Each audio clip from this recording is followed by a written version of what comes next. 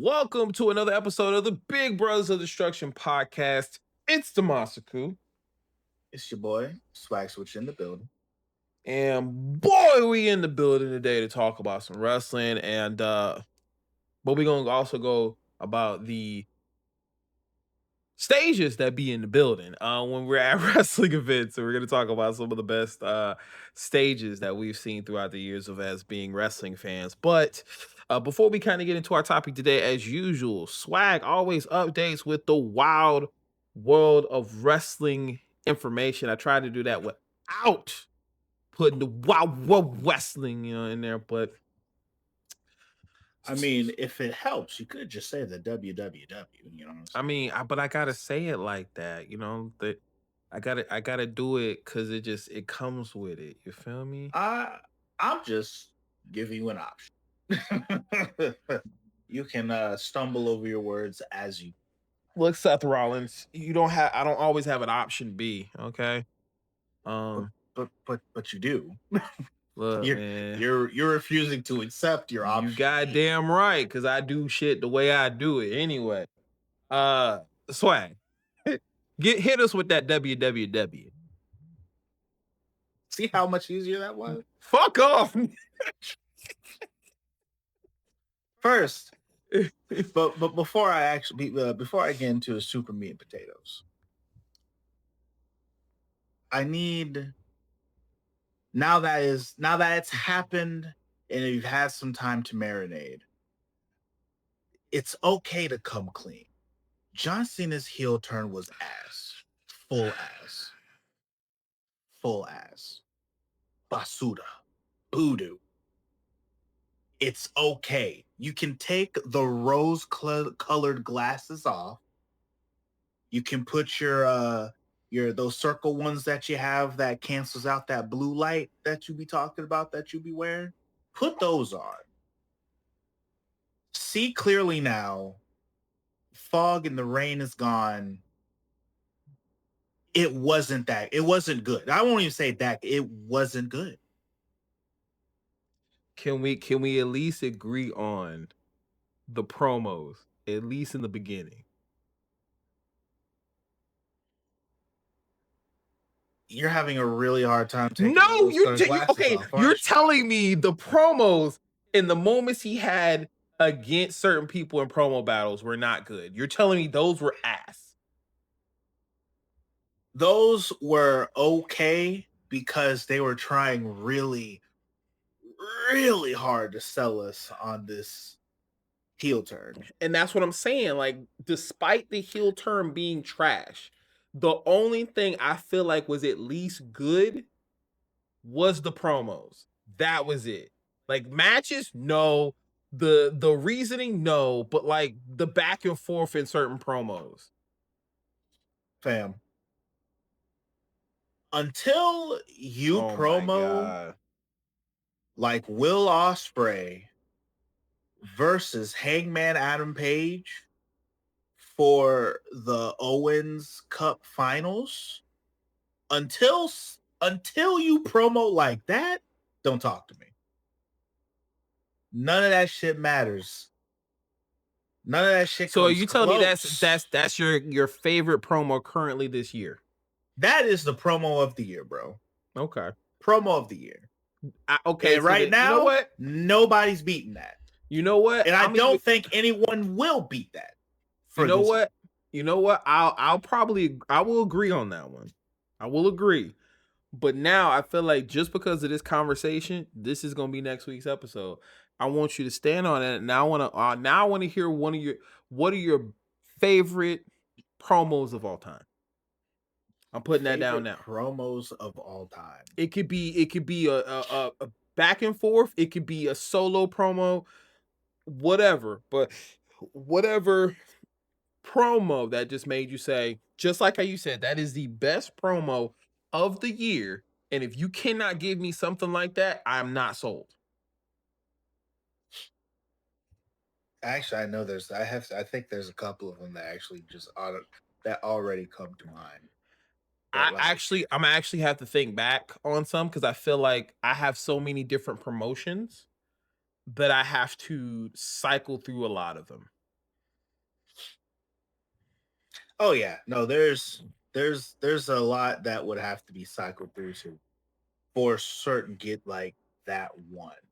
Mhm. But And I feel but like like the only reason why I'm bringing that up, and we go right back into it, the only reason why I bring that up is just for our audience. We are potentially starting up a wrestling promotional show in the future. It's still in the works, working on that. And for me, and we're gonna also do this like on a Patreon thing too in the future. So right now we're in the works of it. But for me, one of my things as a wrestling fan is I know how to cut a promo, but I don't know how to book.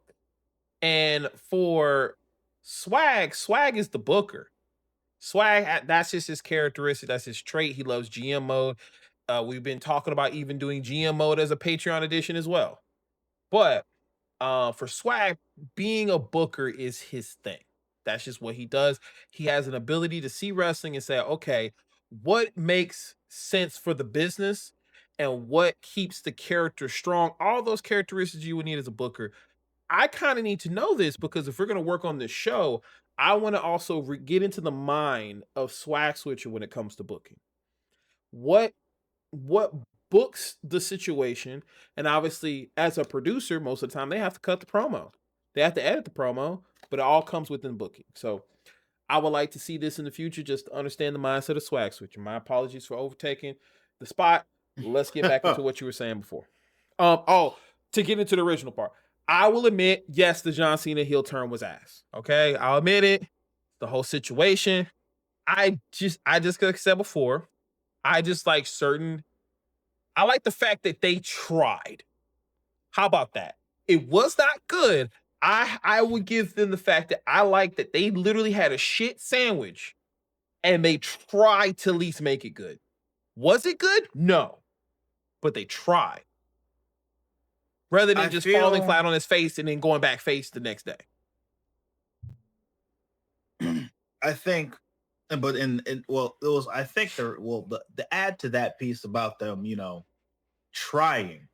They were in a position where they had no choice but it's like the way it looked like to me, the way it almost came off was like they took an extremely big bomb and they dropped it in the deepest part of the ocean and let it blow up. It made a big explosion. And you can see how big that explosion was and how powerful of an impact it would have had.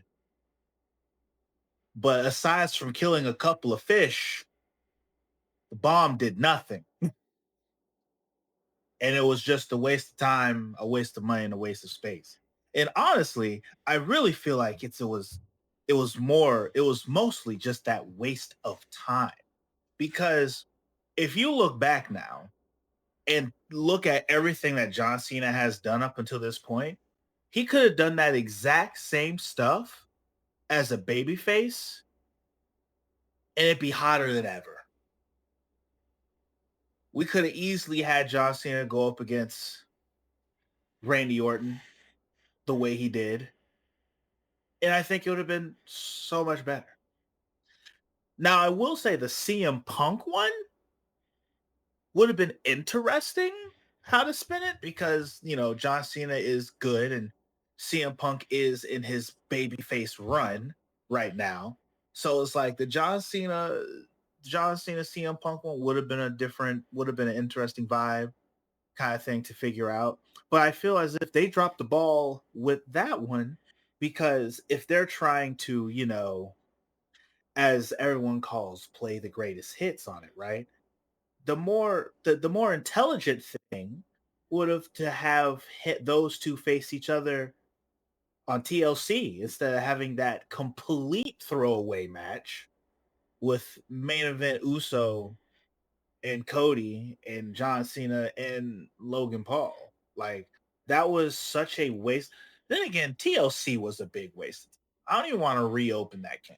I mean, no, we kind of have to. Well, I mean, yeah, yeah, It was a big yeah, that TLC was a complete waste. yeah. Complete waste. I mean, the last couple of pay-per-views on if you want to be real honest, have been a bit of waste of time. Let's I be real. which funny enough, that's kind of sort of been like the theme of this week. A real waste of time.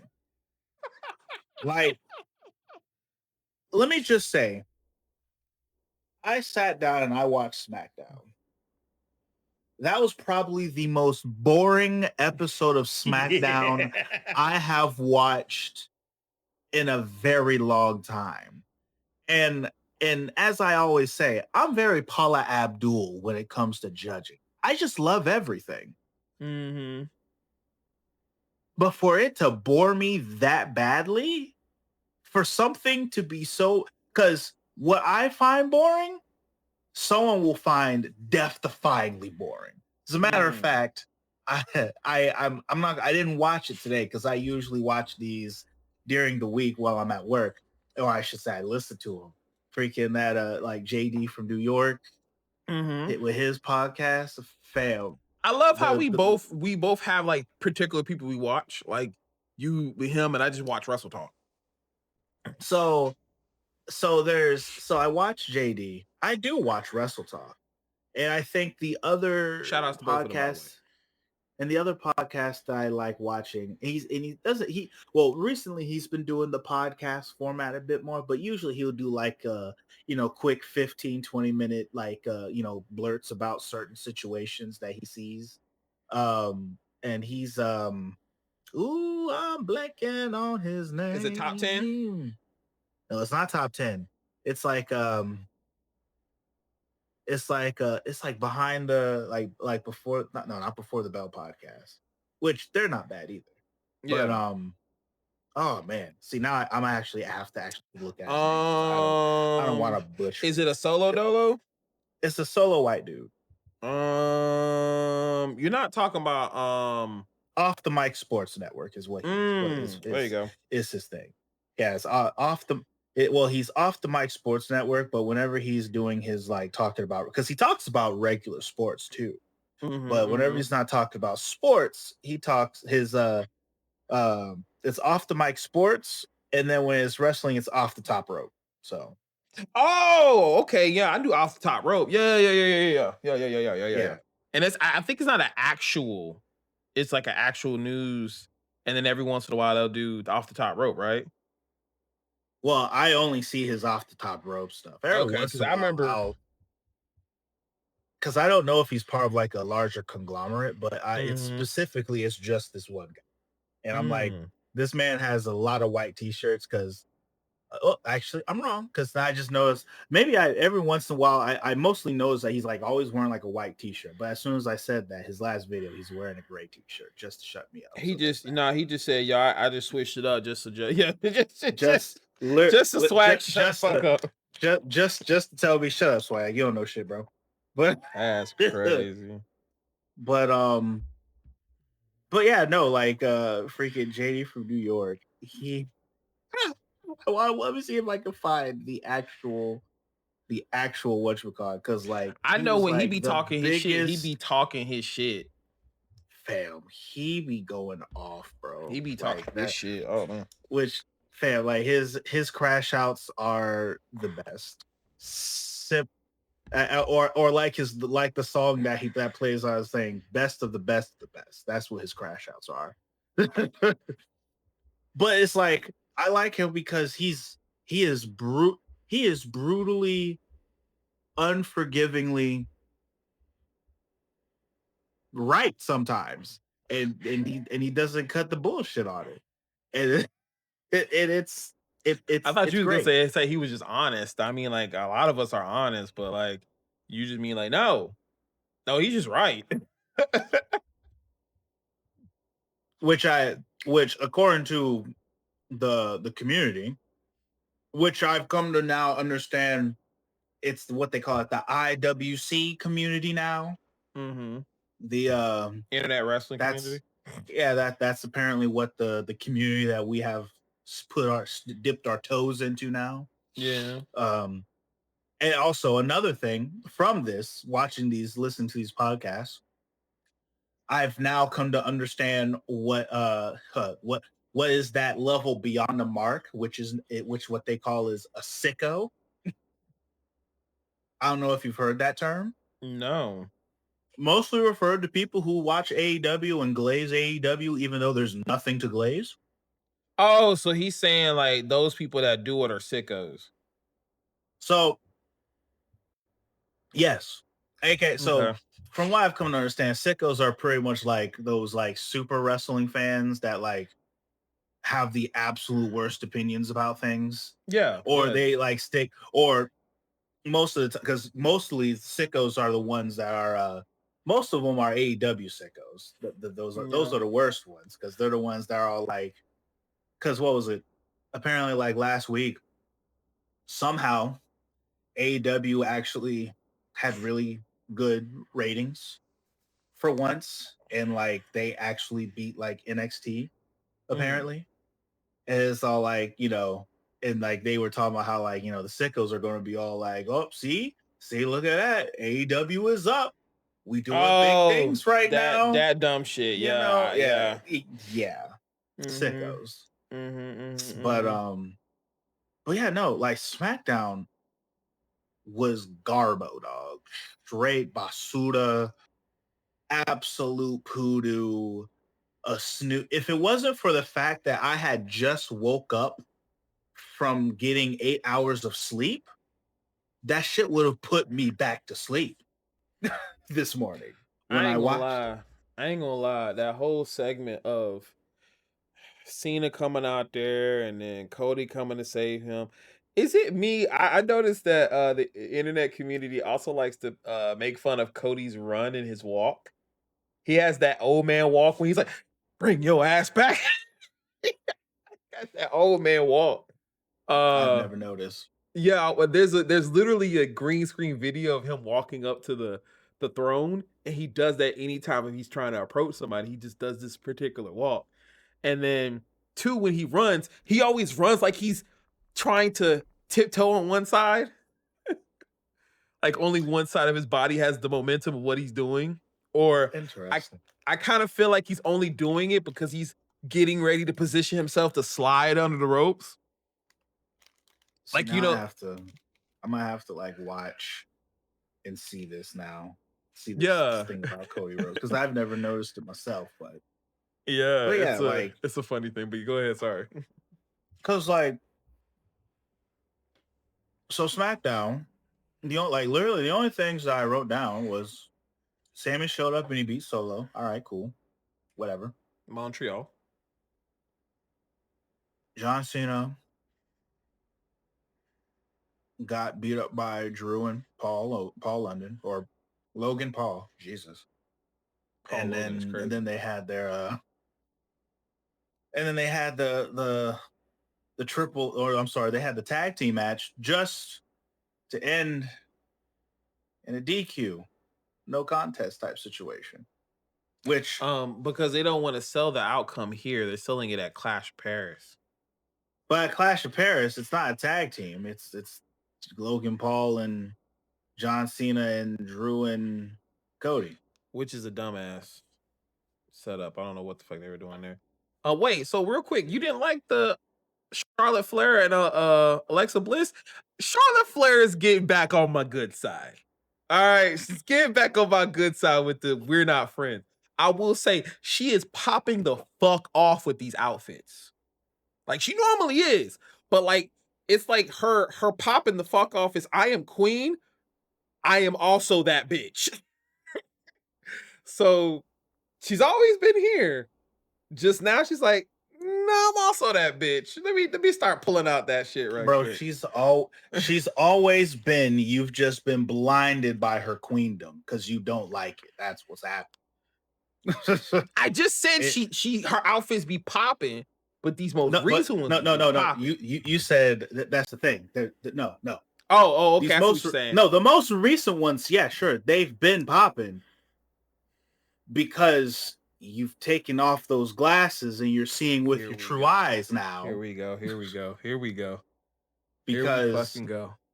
where you say they just now started popping, bro, they've been popping. They've been popping this whole fucking time. You were just too busy, blinded by hatred, over here embracing the hate and shit. First off, I would call it hatred.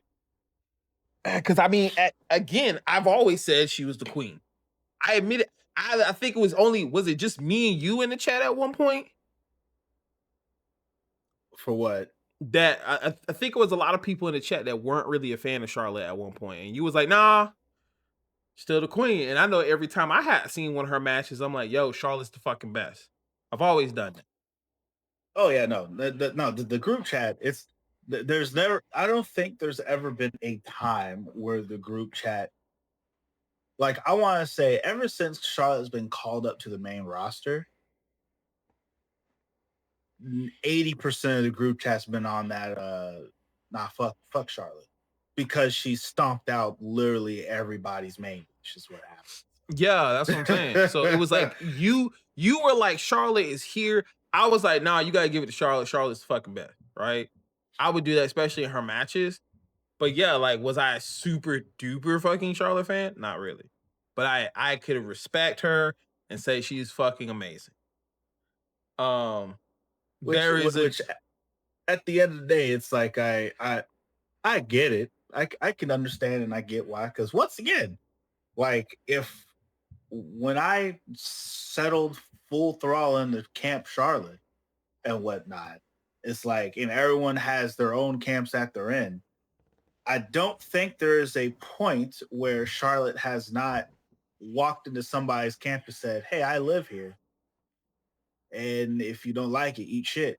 And then the person was like, "I don't like it," and then Charlotte proceeded to, "All right, open wide, eat this shit," and then now what the everyone's fuck, upset. my nigga? What the fuck was that?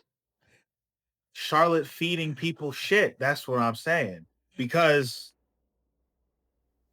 a good prime example of this, and this is the reason why most people have so much heat towards Charlotte.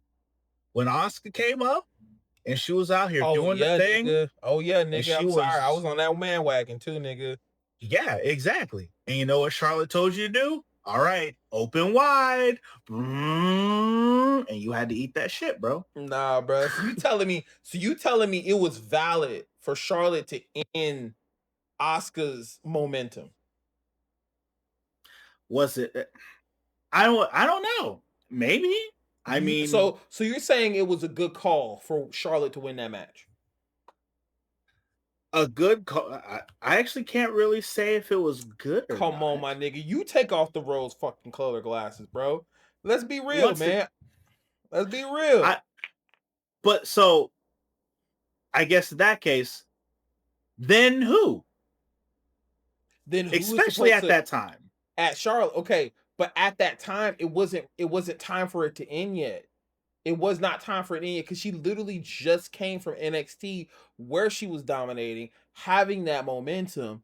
And then, yeah, maybe it probably wasn't a smart idea to put her immediately in front of Charlotte, but that's what they did. And it's like, well, I guess that really wouldn't be a Charlotte thing. That would be a booking thing. That would be a like, hey, Asuka is red hot right now. We probably should put her maybe against a couple other people. But they're like, nah, let's put her in front of Charlotte. And then, yeah, if you think about like how they're gonna book Charlotte, yeah, booking her to win 9 times out of 10 will probably happen. But just don't feel like it should have been done. I feel like it killed Asuka's momentum. See, the only problem is, and now, Grant, I'm not. I have to look at the roster a little more clearly. But if you look back on there, it's one of those like, if not her, then who? Because it's one of those things where I feel like they kind of sort of kind of like what AEW has kind of done, where they kind of booked themselves into a bit of a shoot. Yeah. Because I would say that's almost the equivalent of having Mercedes 1,000 belts Renee going up against the current women's champion in AEW, one in Tony Storm. And then it's like, okay, so we have almost essentially this undefeated woman over here,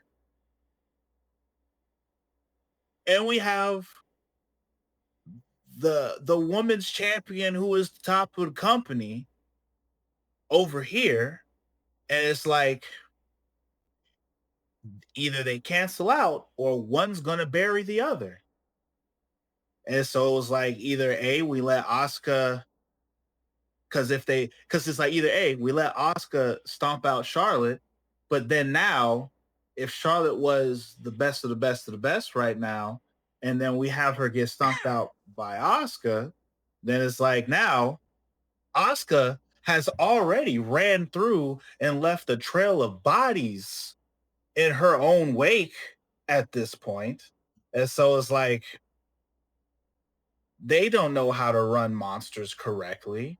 They They don't know don't. how to run Goldbergs properly. And No. so it's like instead of easing her into a loss, they just immediately put her up against their top woman who is doing some of the best work possible. And they're like, and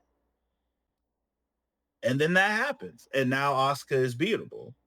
Although I think at the time it felt like it hurt Asuka a whole bunch, but I don't think in a super long run it completely killed her. I mean, I mean, because no. after that, she still became a champion again later on, type thing, but it made her beatable. But at the end of the day, it's really hard for me to say whether it was the right call because that's like me trying to say if Brock Lesnar beating Undertaker for the streak was the right call, kind of thing.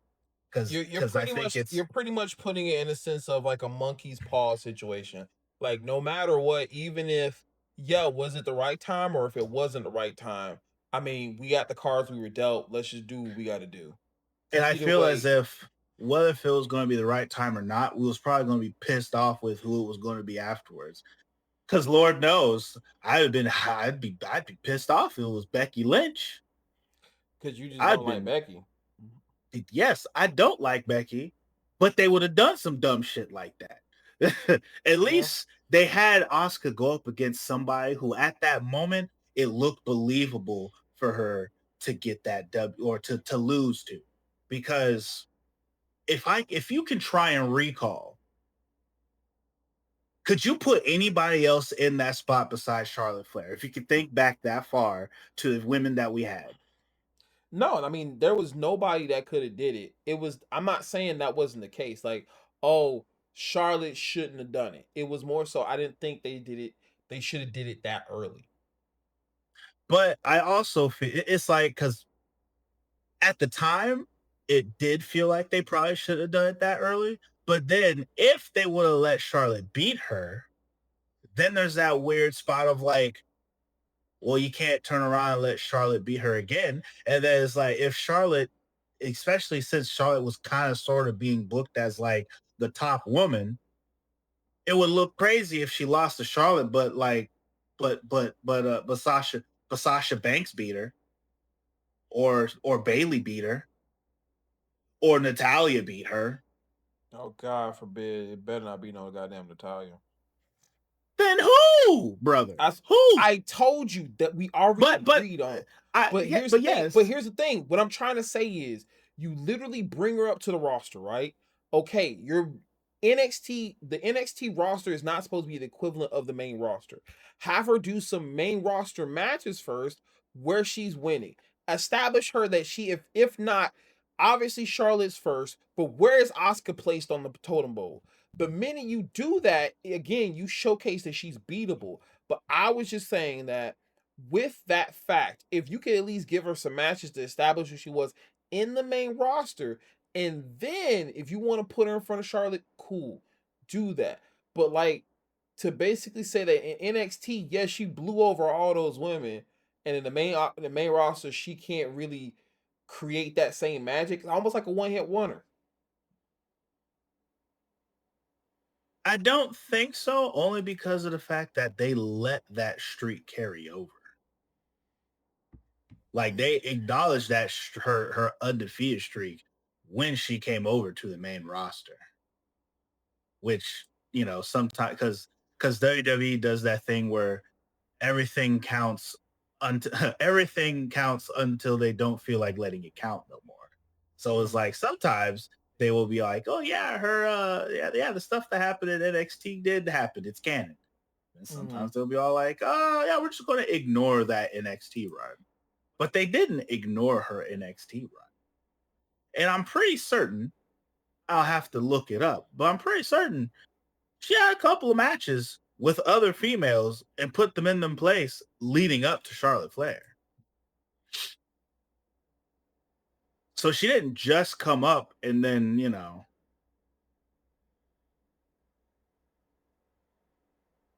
It kind of felt like it, like I said before, with the time span, it felt like it was just way too soon. But going back to the root, I mean, because I feel like we going from the we're not friends segment went back into the Charlotte conversation. You didn't like that segment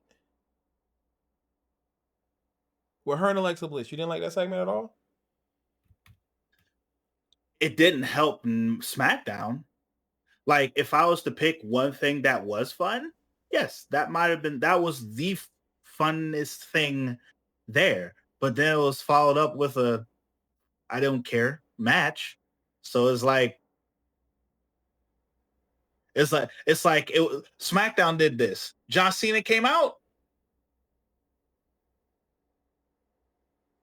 Charlotte Flair segment. That was SmackDown. I wish you'd have kept that line on the screen. I'd have edited that. But I get what you mean. Where basically SmackDown was not appealing at all. I also will say making Ron Killings R-Truth again.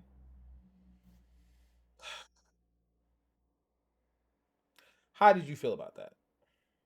Once again, the SmackDown was absolute garbage.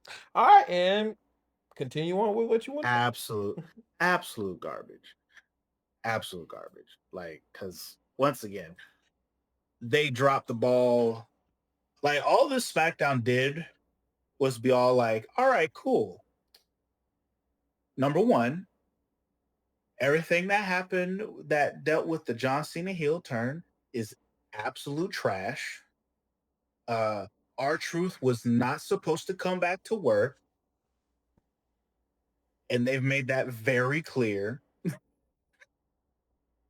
And then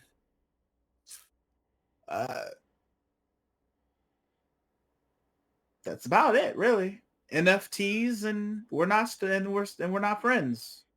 Just which I think that NFT was thing is so stupid.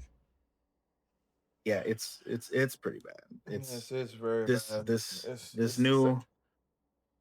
new and then to go up from that, because once again, I haven't watched Collision, but seeing as how I have not seen any posts about Collision, it must not have been that great to start. But AEW was really no better. The only things that I really noted about AEW was Darby Allin's coming for the Death Riders. Yeah. MJF is out of the Hurt Syndicate. Yeah. That was a big waste of time. That really pissed me off, though. I ain't gonna lie. Like, honestly, I could almost compare MJF's Hurt Syndicate situation almost comparably to like the John Cena heel turn. But I think the MJF one was more of a waste of time because of the fact that we had this super big buildup week after week, him trying to get in. He brings the car, he gives away the watch, he brings the hose, like he does all this stuff, and they're like, all right, you know what, you're in. And then he's there for like a month. And then all of a sudden they're like, you know what? We actually don't want you in no more. You're out. So, all right. Cool. Swerve and Okada's happening. Now, I don't give a fuck about that match. I don't fucking care. I'm like, these are two wrestlers I should never see in a ring together.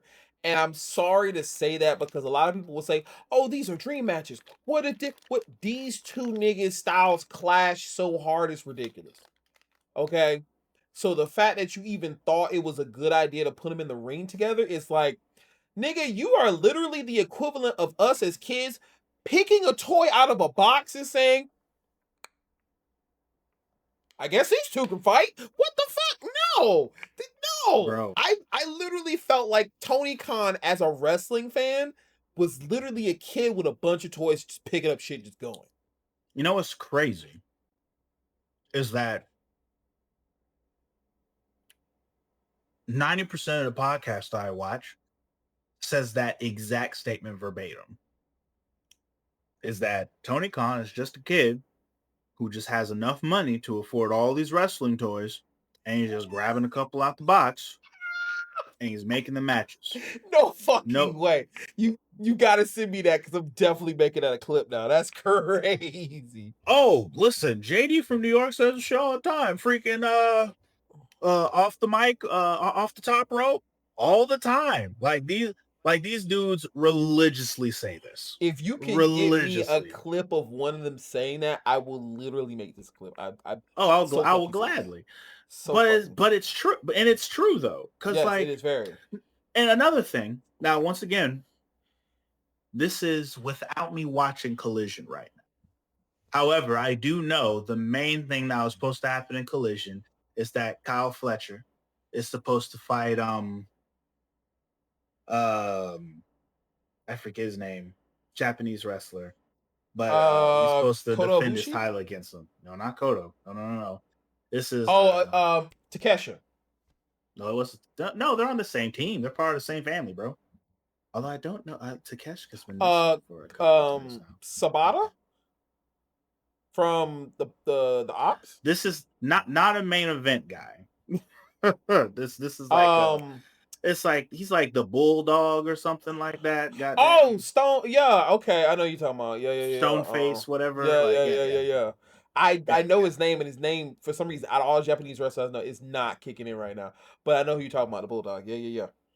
Yeah, they're supposed to be fighting. They were supposed to fight in Collision, which I'll probably watch that while I'm doing my thing at work. But like, yeah, no, it's like AEW. AEW has this pay-per-view that's called Forbidden Door. Okay. No, go ahead and talk about it. God. And well, there's nothing really to talk about because there's nothing for the way I can almost explain this pay-per-view right now as it currently stands. Forbidden Door looks like Survivor Series when they don't have a 5-man or a 10-man When they don't tag have team a match. no, when they don't have a 5-man tag team. Remember how back in the day in the Federation years, they actually made teams that had like significant names to them and shit. Yes, And they did. And then yeah, like in the early 2000s, Survivor Series was just a pay-per-view and they just stopped doing the tag team thing. That's what yeah. Forbidden Door feels like. Forbidden Door does not have a lot of forbidden doors being open. Like I think they're going to have right now. I think the only match that's got any kind of forbidden doors being opened is the one for Mercedes Monet's TBS title, and it's supposed to be like a 4-way match. Mm-hmm. And so someone from I think it's CMLL, so it's supposed to be someone from CMLL, someone from New Japan, uh goddamn the Billy Goat's wife, and then Mercedes. I like how So, at first when you said Billy Goes Wild, I was like, nigga, Daniel Brian Danielson? I was like, but I was like, wait, you're talking about fucking Will Ospreay. no, yeah. No, Listen, it's just because they're both just to goats. clarify, They're both goats. Yes. Yeah, just to clarify, that Brian Danielson, Daniel Bryan, he will always be referred to by his name. All right. Willie Ospreay, he is the Billy Goat. All right. Always and forever will be the Billy Goat. So just to make that clarification for our onlookers The and glaze is watchers here. crazy, but all right, go ahead. Power off. Don't give me that crate.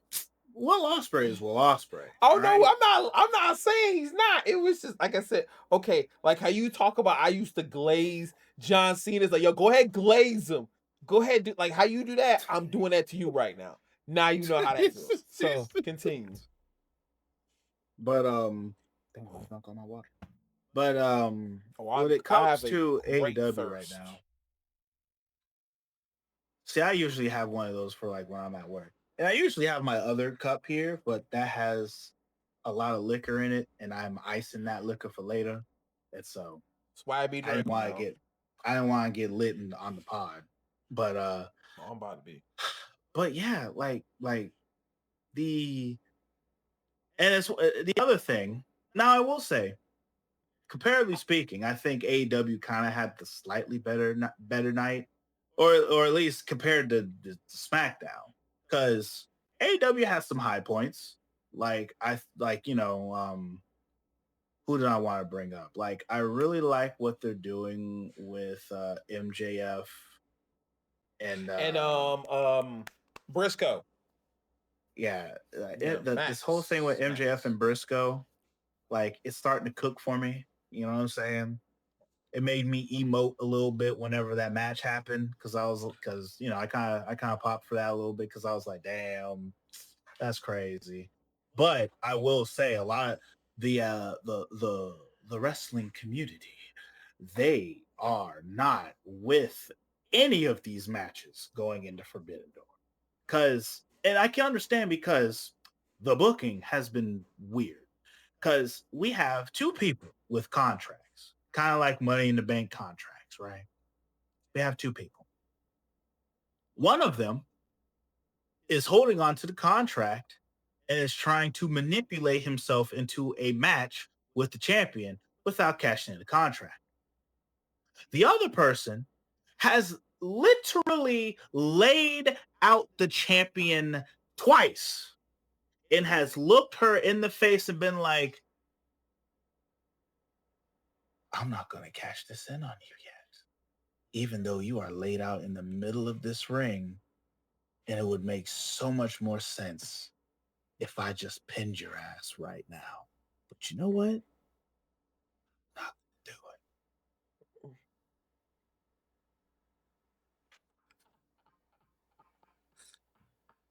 Why? Ah! Why? Why would you do something so stupid? And what's going to be even worse for me, because at this point, she has no choice but to get this. She has no choice but to win. Because if she goes all the way to Forbidden Door and she gets into that ring and she loses, I'm gonna be mad. I'm gonna be fired the fuck up. I'm a crash out probably. I'm gonna hit a JD level crash out, bro. A JD level crash out, dog. Because it don't make any fucking sense.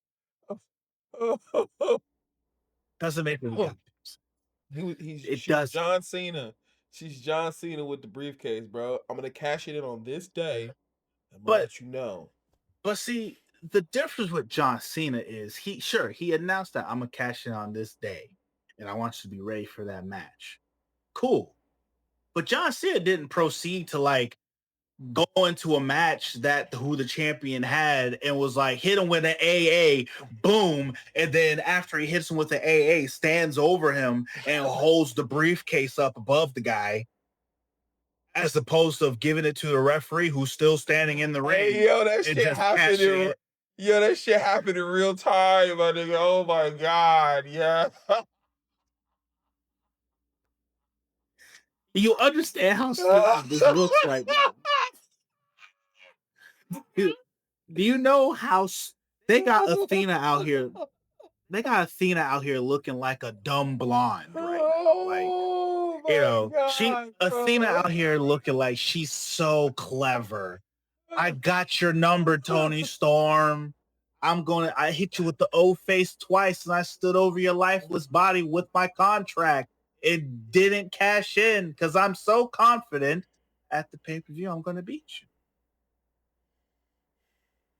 Even though I already laid you out twice and no one was going to help because we've already made it clear the fact that, Tony Storm doesn't have anyone at her side right now that can truly help her. But, we're going to wait. By the way, Athena, she's the heel. That's the other difference between her and John Cena. John Cena was still a baby. So Athena's a heel, but we're gonna wait and cash. We're gonna wait for bid. Anyway, um, Raw, however, Hold on, how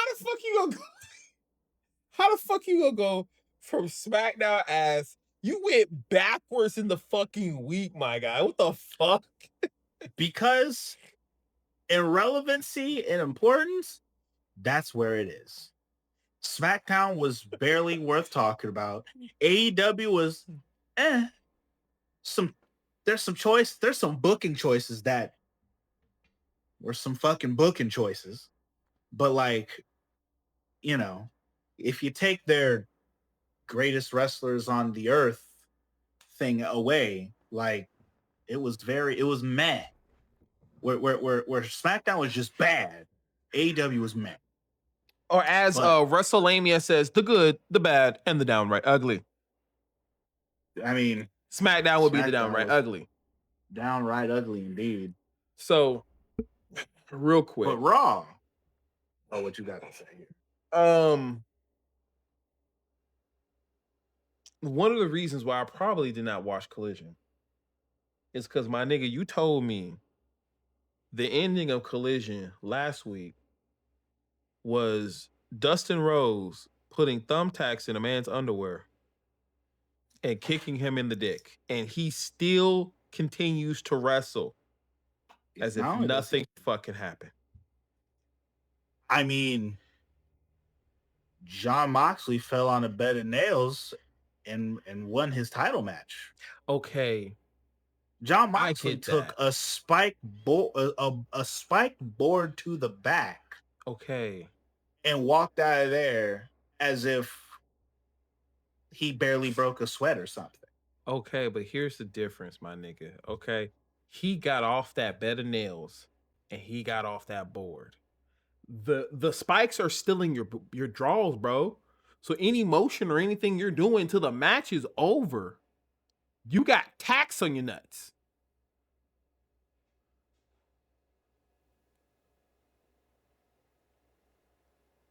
And them fucking speedos ain't fucking got no room, bro. It's you and me at that point. It's me. It's metal on me. MM.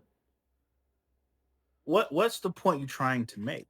That's fucking insanity, bro. You telling me I'm supposed to continue to have this man believe that this man is still continuing this match, and your first thought process is get these fucking tacks out my drawers? And then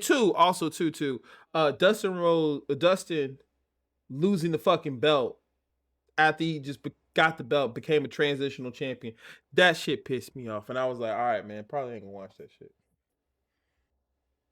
But you're still gonna watch these matches, these death matches with John Moxley, where he'll then, after having this blown out death match, come out there the next show like the death match never happened. Nigga, I watch death matches where niggas actually do a fucking brain buster off of a fucking building into a pile of tables and light tubes. Okay? That shit's normal for me. All right. Ain't nothing that's gonna be like, oh, well, that's too crazy. Nigga, I seen crazier things in those promotions. And then niggas come back the same day too. And he's from that era. So in my brain, that makes sense because John Moxley used to wrestle for CZW. And that nigga did some crazy shit. And this is supposed to be John Moxley's character from the Indies. Now, if this was Dean Ambrose, probably not, because Dean Ambrose has never shown that. But as John Moxley, as my history has shown, he's been doing shit like that. So for him to come back next week, be like, yeah, no, he did just do this crazy ass match one time, and he came back the next week. So yeah, that's Moxley. Mm. Maybe that's why you not that great of a booker. That makes sense now. That makes sense now. But going back into Raw here. So for one, apparently Seth Rollins' group is called The Vision. which I'm kind of proud of myself because I definitely called that name I think yeah, you think as. you yeah you did say that yeah. Oh no, I definitely did. I up until I can now just call them Vision, but before this, I've just been referring to as Seth Rollins Vision. That's what I Oh, call yeah, it. you said Seth Rollins' vision. That's what you said. I Yeah, remember that. Yeah. yeah. Which it's still what it is. Just I don't have to say it's Seth Rollins' Vision anymore. I can now just call them Vision, I guess. But for one, I love my tribal thief as he rocks his Shulapala. I love him to death. Brunson Reed is my guy. Always has been. Hashtag tsunami. That's that's all Um, y'all really need to know about Raw. oh, him stealing Okay. shoes again. That's all you cared. So you telling me that segment alone was what made Raw? For me, yeah. Get the fuck out of here, man. So you telling me one segment can make a show better, but then like the segment with Charlotte and Alexa, that can't make a show for you, but this can. All right. So I want you No, to look I'm at just trying to this. I'm trying to understand. I'm trying to understand in a sense of a segment So can the save a difference, show. yes, a segment can save a show to a certain degree. Let me put it this way. The thing with Charlotte Flair, yeah, that segment was great, but it wasn't great enough to fucking dig that garbage show out of a hole. It couldn't that Charlotte Flair segment with her and Alexa Bliss was not strong enough to make up for, oh, our truth is just our truth again, and oh, fucking garbage finish to this tag team match, like, or oh, barely anything actually happened on this show. So it's more so in a sense of a single segment itself cannot save a really shitty show. But like since Raw was decent with the content it had, this segment it technically makes the show. Cause that's what I was curious about. Are you saying like a segment can save a show if the rest of the show is trash? No, oh yeah, no, a That's what I was trying segment. to understand. If you're trying, no, for me, a segment can't save a show if the whole show is trash. The Okay. segment, if anything, all the segment does is be all like it makes the show memorable for something else other than garbage. Okay. So just You I'm know. trying to understand your rating as well. Oh, well, number one, let me say, Raw was good. Raw was actually good. Going like that, we act this week was kind of sort of like a good, bad, and the ugly. I just started with the ugly first Mm, and made my got it. way up. But it's like Raw was actually good. Like everything with the Vision was great from the beginning shit and then the stuff that was at the end. The Vision was perfectly great for the show. Kind of messed up that they cut off Naomi's promo. Um, and then of course there was the Becky Lynch and Nikki Bella situation Oh, that went that. Oh, down. yeah, yeah. So now I'm curious. What'd you think of it? I mean, Becky Lynch did drop a bomb on Nikki Bella, and that's it. Actually, I feel like that bomb. I feel like that bomb is actually better than the pipe bomb. The John Cena pipe bomb.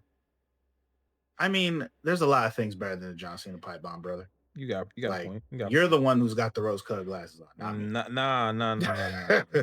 you're the one who is stuck on John I Cena said was I so, only such. popped the fuck off. I didn't say I thought it was great. I said I popped the fuck off because I knew what was happening. That's what I Oh, said. well, I mean, oh, that's which is fine. It's fine. You're allowed to pop the fuck off.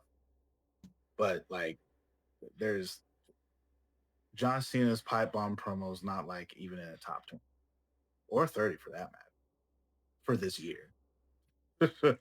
Hell, if we really want to get into it, John Cena's earlier heel turn promos were definitely better than the pipe.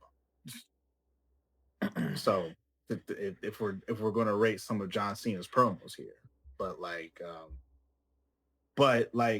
literally everything about it's almost as if like the wrestling week started out with a bang with Raw, and then it just slowly got shittier and shittier and shit to the point where I'm like, man, I'm almost worried to watch Collision because if it is going that trail, if SmackDown was ass, Collision is diarrhea, presumably. But I can't say I haven't watched it. But like Seth Rollins and LA Knight, that match and stuff like that, which I almost kind of mad at that match because it Yeah. it, it almost like undermined. It's all like, man, this big moment for LA Knight, and then it got shat on by CM Punk and Roman Reigns because they're Yeah. bigger They've been names and doing that bigger with him for a importance. while though. But not just with him. As a matter of fact, I don't know if you've been noticing, but I feel as if like WWE is doing this weird thing where they're repeating history because it's like they've been doing some very early 80s booking where it's like, hey, we're going to have like our biggest stars in these matches. And because this isn't a pay per view match, these matches are going to win in disqualifications, draws, and no contests. They've been doing that for years. Yeah. It's a very annoying thing. They haven't been doing that for years. I feel as Mhm. if, I mean, they will do it, but it Yeah. hasn't been What you mean as like is it heavy. frequent? Yeah, yeah. I'm just saying they have done it in general, but like you were talking Like about it, as I frequent. mean, Okay. everyone does it in general. It Yeah, is a yeah, way yeah. of booking. But if you look at when you think about those old days with Hogan and stuff Mhm. like that in the mid to late 80s and how those matches would be, Mhm. where a match would happen and they'd be fighting and someone would interfere, but it's like Mhm. that happened all the time. Mhm. That Mhm. was every show, and I mean every show. It was almost happening every show, and you wouldn't get a clear, clean win until the pay per view. Mhm. Mhm. That's like WWE has kind of sort of been following that trend. It's been like every show. There's almost been at least one where it ends in DQ or it's a no contest or someone interferes and it ends like that where it's like it's not truly decided. And so like Mhm. that's been a thing that's been happening a lot. But and it's funny because some people are starting it, which it's slowly getting there for me too. But it's like people are looking at the vision, calling it the Seth Riders right now because they're which I they're not wrong, and I kind of agree a little bit. And honestly, WWE's been doing this a lot. Like WWE's been really biting on the heels of AEW, dog. Like I think the favorite thing so far has been WWE doing these all-star 8-man tag team matches.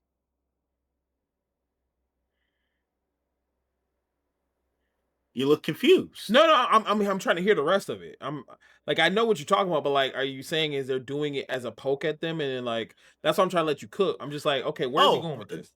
no, what it had obviously WWE never, barely, with these 8-man tag matches. Like that's where AEW does them all the time. That's why I'm And all of a I'm like I'm sudden, trying to find out like, are you just saying they're doing it to poke at them? And if so, then like, but why? that's a good question. Why? I don't know why. I don't Like, know is it why like, hey, we're they're trying to show you we can do it better type of thing? Like that's why I was confused with. that's what I can only guess. I mean, you do know Survivor Series is going to be in Texas at a baseball stadium, Mhm. just like how Mm. you see where I'm getting Okay, at okay, here. that's why I was trying to find out the source of that. Okay, I see what you're talking about. Yeah, yeah, yeah. Because that's coming up. And then of course we have, Oh, you like know, that one time they did with like they done recently in Orlando is they one time they even booked the the Amway Center and it was a live show, right? Just WWE live, like fucking um what's the show called? What's the type of shows? Lives, just live shows, whatever. yeah, house House shows. shows, house shows. Um they literally did a house show in a Amway Center where this is supposed to be a AEW pay-per-view that's next door. Like it's like literally, I think it's in a Dr. Phillips Center or something like that. Really small ballroom. And it's supposed to be one Oh, of oh their yeah, top. because I think they had it was It was in December.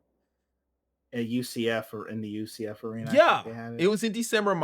My father-in-law got me tickets. And at first I was like, man, I really want to go to the AEW show because some of the matches there are gonna be fucking awesome. And then I was like, but my wife's father, my father-in-law, just gave me tickets to go to live. And I'm like, I don't want to go watch a Yeah. live show. Ain't shit. I mean, like it's fun, but like, ah. And it's the thing. So it's just like they've done it a lot of times where it's an AEW pay-per-view over here. Nah, we got some shit over here just to show you we could do that shit too. Even the Paris situation, I think, when AEW did All In, and then WWE, okay, so we can start doing that shit, and then we can also do that same shit same time. Just to see, like, I've noticed that too. I've noticed that too. I didn't know if you would just talk about specifically those matches, so that's why I was also asking that. Carry It's on. more so me just kind of sort of like I just small things that I'm picking up, and hey, maybe they are just coincidence. Maybe it Yeah, is. no, they're definitely not But coincidences. at the They're same time, I'm like, WWE ain't had an 8-man tag match in a long ass time. And then literally just as last week, AEW had a 10-man and an 8-man and all this other stuff. WWE's like, hey, we're going to have a what did they have? First they did the 6-man intergender match. So it was the Ibuki Warriors with AJ Styles, a fantastic team up. absolutely. Freaking, and who did they go up against? They went up against goddamn Judgment Day.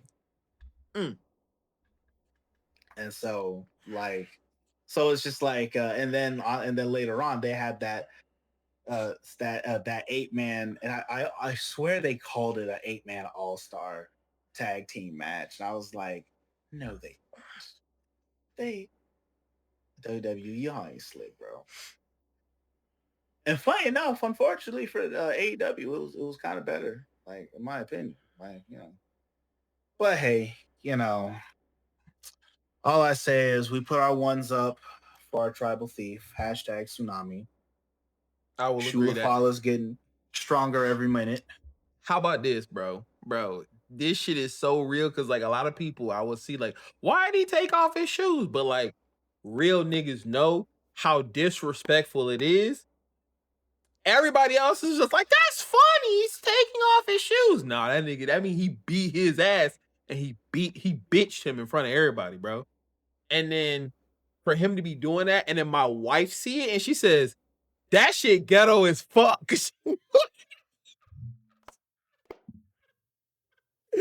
That shit killed my ass, bro. Like, how the fuck Man, your German ass know about knocking a nigga's shoes? That shit killed me, bro. listen, fam, there are some things that are universal, Oh my and getting your god, kicks jacked. And it's funny because I've been looking at these videos of Roman Reigns after, bro, like, they're showing bro. the videos of Roman Reigns. He's sitting there like, and he's got to walk back up the ramp in his socks. That actually to anybody else that should bury them. I'm sorry, but like it's cuz it's Roman. It's like Listen, I, Roman's it's valid. It's valid. You know what I'm saying? He can pick it back up. He can get back up. yeah, fam, and the last little thing that I want to bring up is just the fact that starting next WrestleMania, $30. Oh yeah. ESPN, $30 a month to Yeah. watch pay-per-views. I think What somebody sucks? I think somebody said it's is the equivalent of this now is going to be. I think to be a wrestling fan, you have to pay at least $516 a year just to be a wrestling fan. Just to be able, yeah. Or though we're not sponsored by any, get yourself a VPN, call it a fucking day. Cause boy, oh boy, it's crazy. It's absolutely crazy. Ain't no way, bro. Like, it'd be one thing, cause like with for the ESPN thing, it'd be one thing if I was a sports ball guy. You know what I'm saying? If I like truly loved watching sports ball of any kind, I like how then you called it sure. sports ball, and I'm like, what the fuck? Okay, basically any sport that includes a ball. Continue. Yeah. Because there's not a whole lot of puck balls, but even then, I don't care Yeah, about no, those games. I don't care about those either. I get what you're I saying. care, and so which that's a coin term from a friend, Can I one of our can I friends. say He something that might be controversial? oh, okay. And this is my boiler room hot take, and maybe for all those people that might be like, "But wrestling's fake." Why is watching like basketball, football, or any of those other sports boring as fuck? But like watching wrestling is the most entertaining thing ever. And think about it. Like I've played football. I enjoy the game football. I can watch a football game and, you know, completely understand what's going on, right? But if I was put into a situation where I had to choose what I wanted to watch, it's never going to be football. I don't care who team, I don't care what athlete. There is nothing about it that makes me say, boom, I want to watch this. Right? Now, granted, boxing, MMA, yeah. But the idea of watching a sport, we're going to call it a fucking sport, but a art that while, yes, we do know the outcomes, we do understand the backstage politics and things of that nature, but this product is so much better to watch compared to watching that, and to know that I'm now subscribed or going to be subscribing to something where there is only one thing I'm getting out of it and it's only $30 and we just went from 10. Fucking crazy. And what's even funnier is the fact that with that, it's like because you're getting a sports network, as they're calling it, a straight to consumer, whatever that means. But it's like you're getting pretty much a sports network thing that's only going to have a pay-per-view on it roughly maybe once a month. Yep. So you're paying. So I mean, comparatively speaking, it's almost like just buying a pay-per-view Pay per again. view again. Yeah, I mean, shit. Fucking AEW still makes you pay $60 to $50 for a fucking pay per view, which to me, fucking insane. Not for the product that they're giving. Not And so absolutely not. No. and it's like I will say, I think in the long run, I think we've been spoiled just slightly Yeah, because because of of the the WWE WWE network. networks and stuff like that. Mm-hmm. Because we also used to have to spend $60 a month Nigga, on I could wrestling only watch it at your pay-per-views. house, bro. My mom won't paying for it.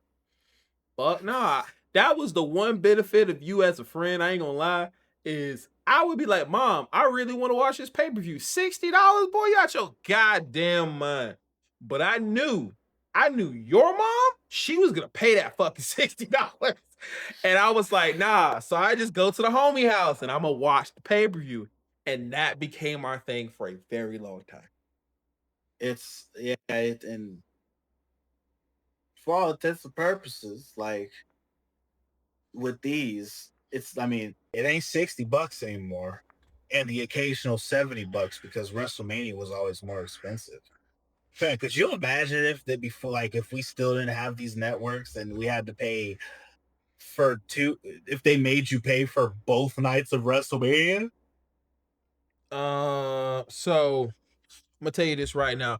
Granted, I feel like because of the network, that kind of that kind of prevents friends from kind of, I would say, forcing themselves to get together to watch a product because like I said before, if I didn't go to your house, I wasn't seeing the pay-per-view, right? And having you come over recently, like the product's $10. You don't have to come to my house. You could be like, yo, actually, I don't really feel like going over there because I got it $10. I don't want to make the drive. But because it was $60 back in the day, nigga, you had to get in that car and you had to go because you knew it was either at the fucking wing house, it was at your spot. Like, no matter what, you were gonna see it, but it forced us to get together to go watch it. Because remember, we didn't have to even go to the wing zone, but we went to the wing zone every fucking pay-per-view. One, because we were friends who enjoy watching the product together, and two, nigga, I don't want to pay all that goddamn money. Which is true. Which, comparatively speaking, especially since like, because I know at the time we didn't get the WWE network, and so at that time, and it was like when we would go to the wing house, we would do the thing where because like where the pay-per-views were still like 40, 50, $60. Instead, you go to the wing house and spend like $10 on like a appetizer, or maybe 15 on an appetizer and the drink, and you just sit there and watch the pay-per-view. You're Yeah, good. yeah. But I will say it is good to be able to, like, every once in a while when you do come over, it's good. It's very nostalgic for me. It's very I agree, nostalgic. especially since like I don't like even on my end like I used to, or like there was a good time where we was still trying to like do the whole everyone come Yeah. through and watch pay-per-views, but like now it's like our boy Antonio, he because he works the pay-per-views now. Well, I wouldn't say his name, but yeah, you know, Oh, it's safe. I've already he we've said the already same. worked out the contract on that, Okay, and okay. I'm so making sure because I didn't want to ever say something and, like, damn, somebody feels like we got insider trade or insider knowledge and shit like that. So no, I just oh want to no, make sure no, that. Yeah, yeah, there's yeah. Okay, cool. but I don't want my nah, man to lose his job, bro. nah, he ain't. He's good. Cool. He is solid. As a matter of fact, I'm pretty certain right now he is actually I don't know if he's home right now or if he's come back home because No, I know. he's still traveling right now. I remember seeing it on Snapchat. Okay, yeah, Which, he's been hustling, bustling, but but the only thing I can say is he is doing amazing things. And honestly, if you could say it from the podcast standpoint, we proud of our boy. You know what I'm saying? One of us was gonna do it, and he was the one. So boom bam. But yes, continue on. oh no, but yeah, nah, definitely VPNing that shit. I don't plan on spending the $30 on Hmm. that unless I there's got a something else VPN. that yeah, it's like I actually have like a small VPN that comes with Google. So I was like, I'm Mm, probably gonna actually move forward and get like fucking like Surfshark they or gonna they gonna switch that goddamn shit real fast. Watch, because everybody's gonna be doing the VPN. They ain't gonna get no subscription. fan. That'll be that boy. Oh boy, the internet universe is going to lose their No, no, minds. no, no, no. I'm calling it right now because there's so many memes about it. Like, even though I remember I tagged you in one of them, right? And it was the watch bloom bloom. I'm not saying it because the block is hot right now. We do not need Mhm. that website to go down. But that particular website um was like the casual wrestling fan buys the network. The elitist is gonna use that website, or like our homeboy said, using a VPN. So it's like, how many of the mouth breathers are going to buy the subscription, whereas the wrestling fan like me and you and the tech nerds that we are gonna be like, nah, I'm just gonna use VPN, bro.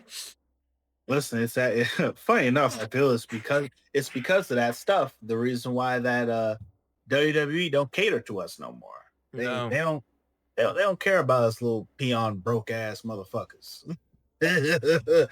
they they out here looking at the upper echelon people who's gonna actually put money in their pockets. the AKA upper the people who are room. going to spend $30 on $30 to watch their pay-per-views every month, as well as when we come to your city, you're going to drop a car payment, not a car payment, I'm sorry, a down payment on a car to sit in the nosebleed section of our venues to watch our pay-per-views and Just to say shows. that you were there. Just say you. Cause as a wrestling fan, it's such a it's such a flex to say I was at the blank. I was at this moment. I was there when Sting popped up out of nowhere and showed up in WWE. I was there. Even though I was in the nosebleeds, I was there. There's such a I big flex as mean, a wrestling fan. listen, I was in nosebleeds when Shawn Michaels kicked Ric Flair in the face at WrestleMania. I was there See what for I'm that saying? one. I was there when Kane beat Chavo Guerrero for the ECW belt at that WrestleMania. I was there for the once in a lifetime WrestleMania. That turned into a twice in a lifetime, but we don't talk. But since we're talking about these pay-per-views and everything, guess we should go ahead and get into that talk about these The Titantrons and stages. So Titantrons. for those Titantrons, basically, guys, what we're going to talk about is what stage really stood out to us for throughout the years. One of our favorite stages. The reason why we're having this conversation is because while we're watching SummerSlam, man, it was just three fucking screens. It was three fucking screens. There is a thing about wrestling when Vince McMahon was here, and I know people will probably get gushy or feeling some type of way, but Vince, he made stages and he made a story with every stage. Every pay-per-view was themed, every pay-per-view made sense, and it also even added sometimes to the fucking show. So, I wanted to talk about what are some of the best stages that maybe if not WWE or whatever product that you've watched was like some of your favorite ones, because I feel like there's just way too many to say top 10. So just kind of wanting to spitball a conversation. And Swag seems like he's hot hot with what his first one is. So I'm curious, what's your first one? Oh, I did a pretty deep dive, and when it comes to a top 10, it would be possible to break it down to a top 10. It would take a much longer time than what we had to do so.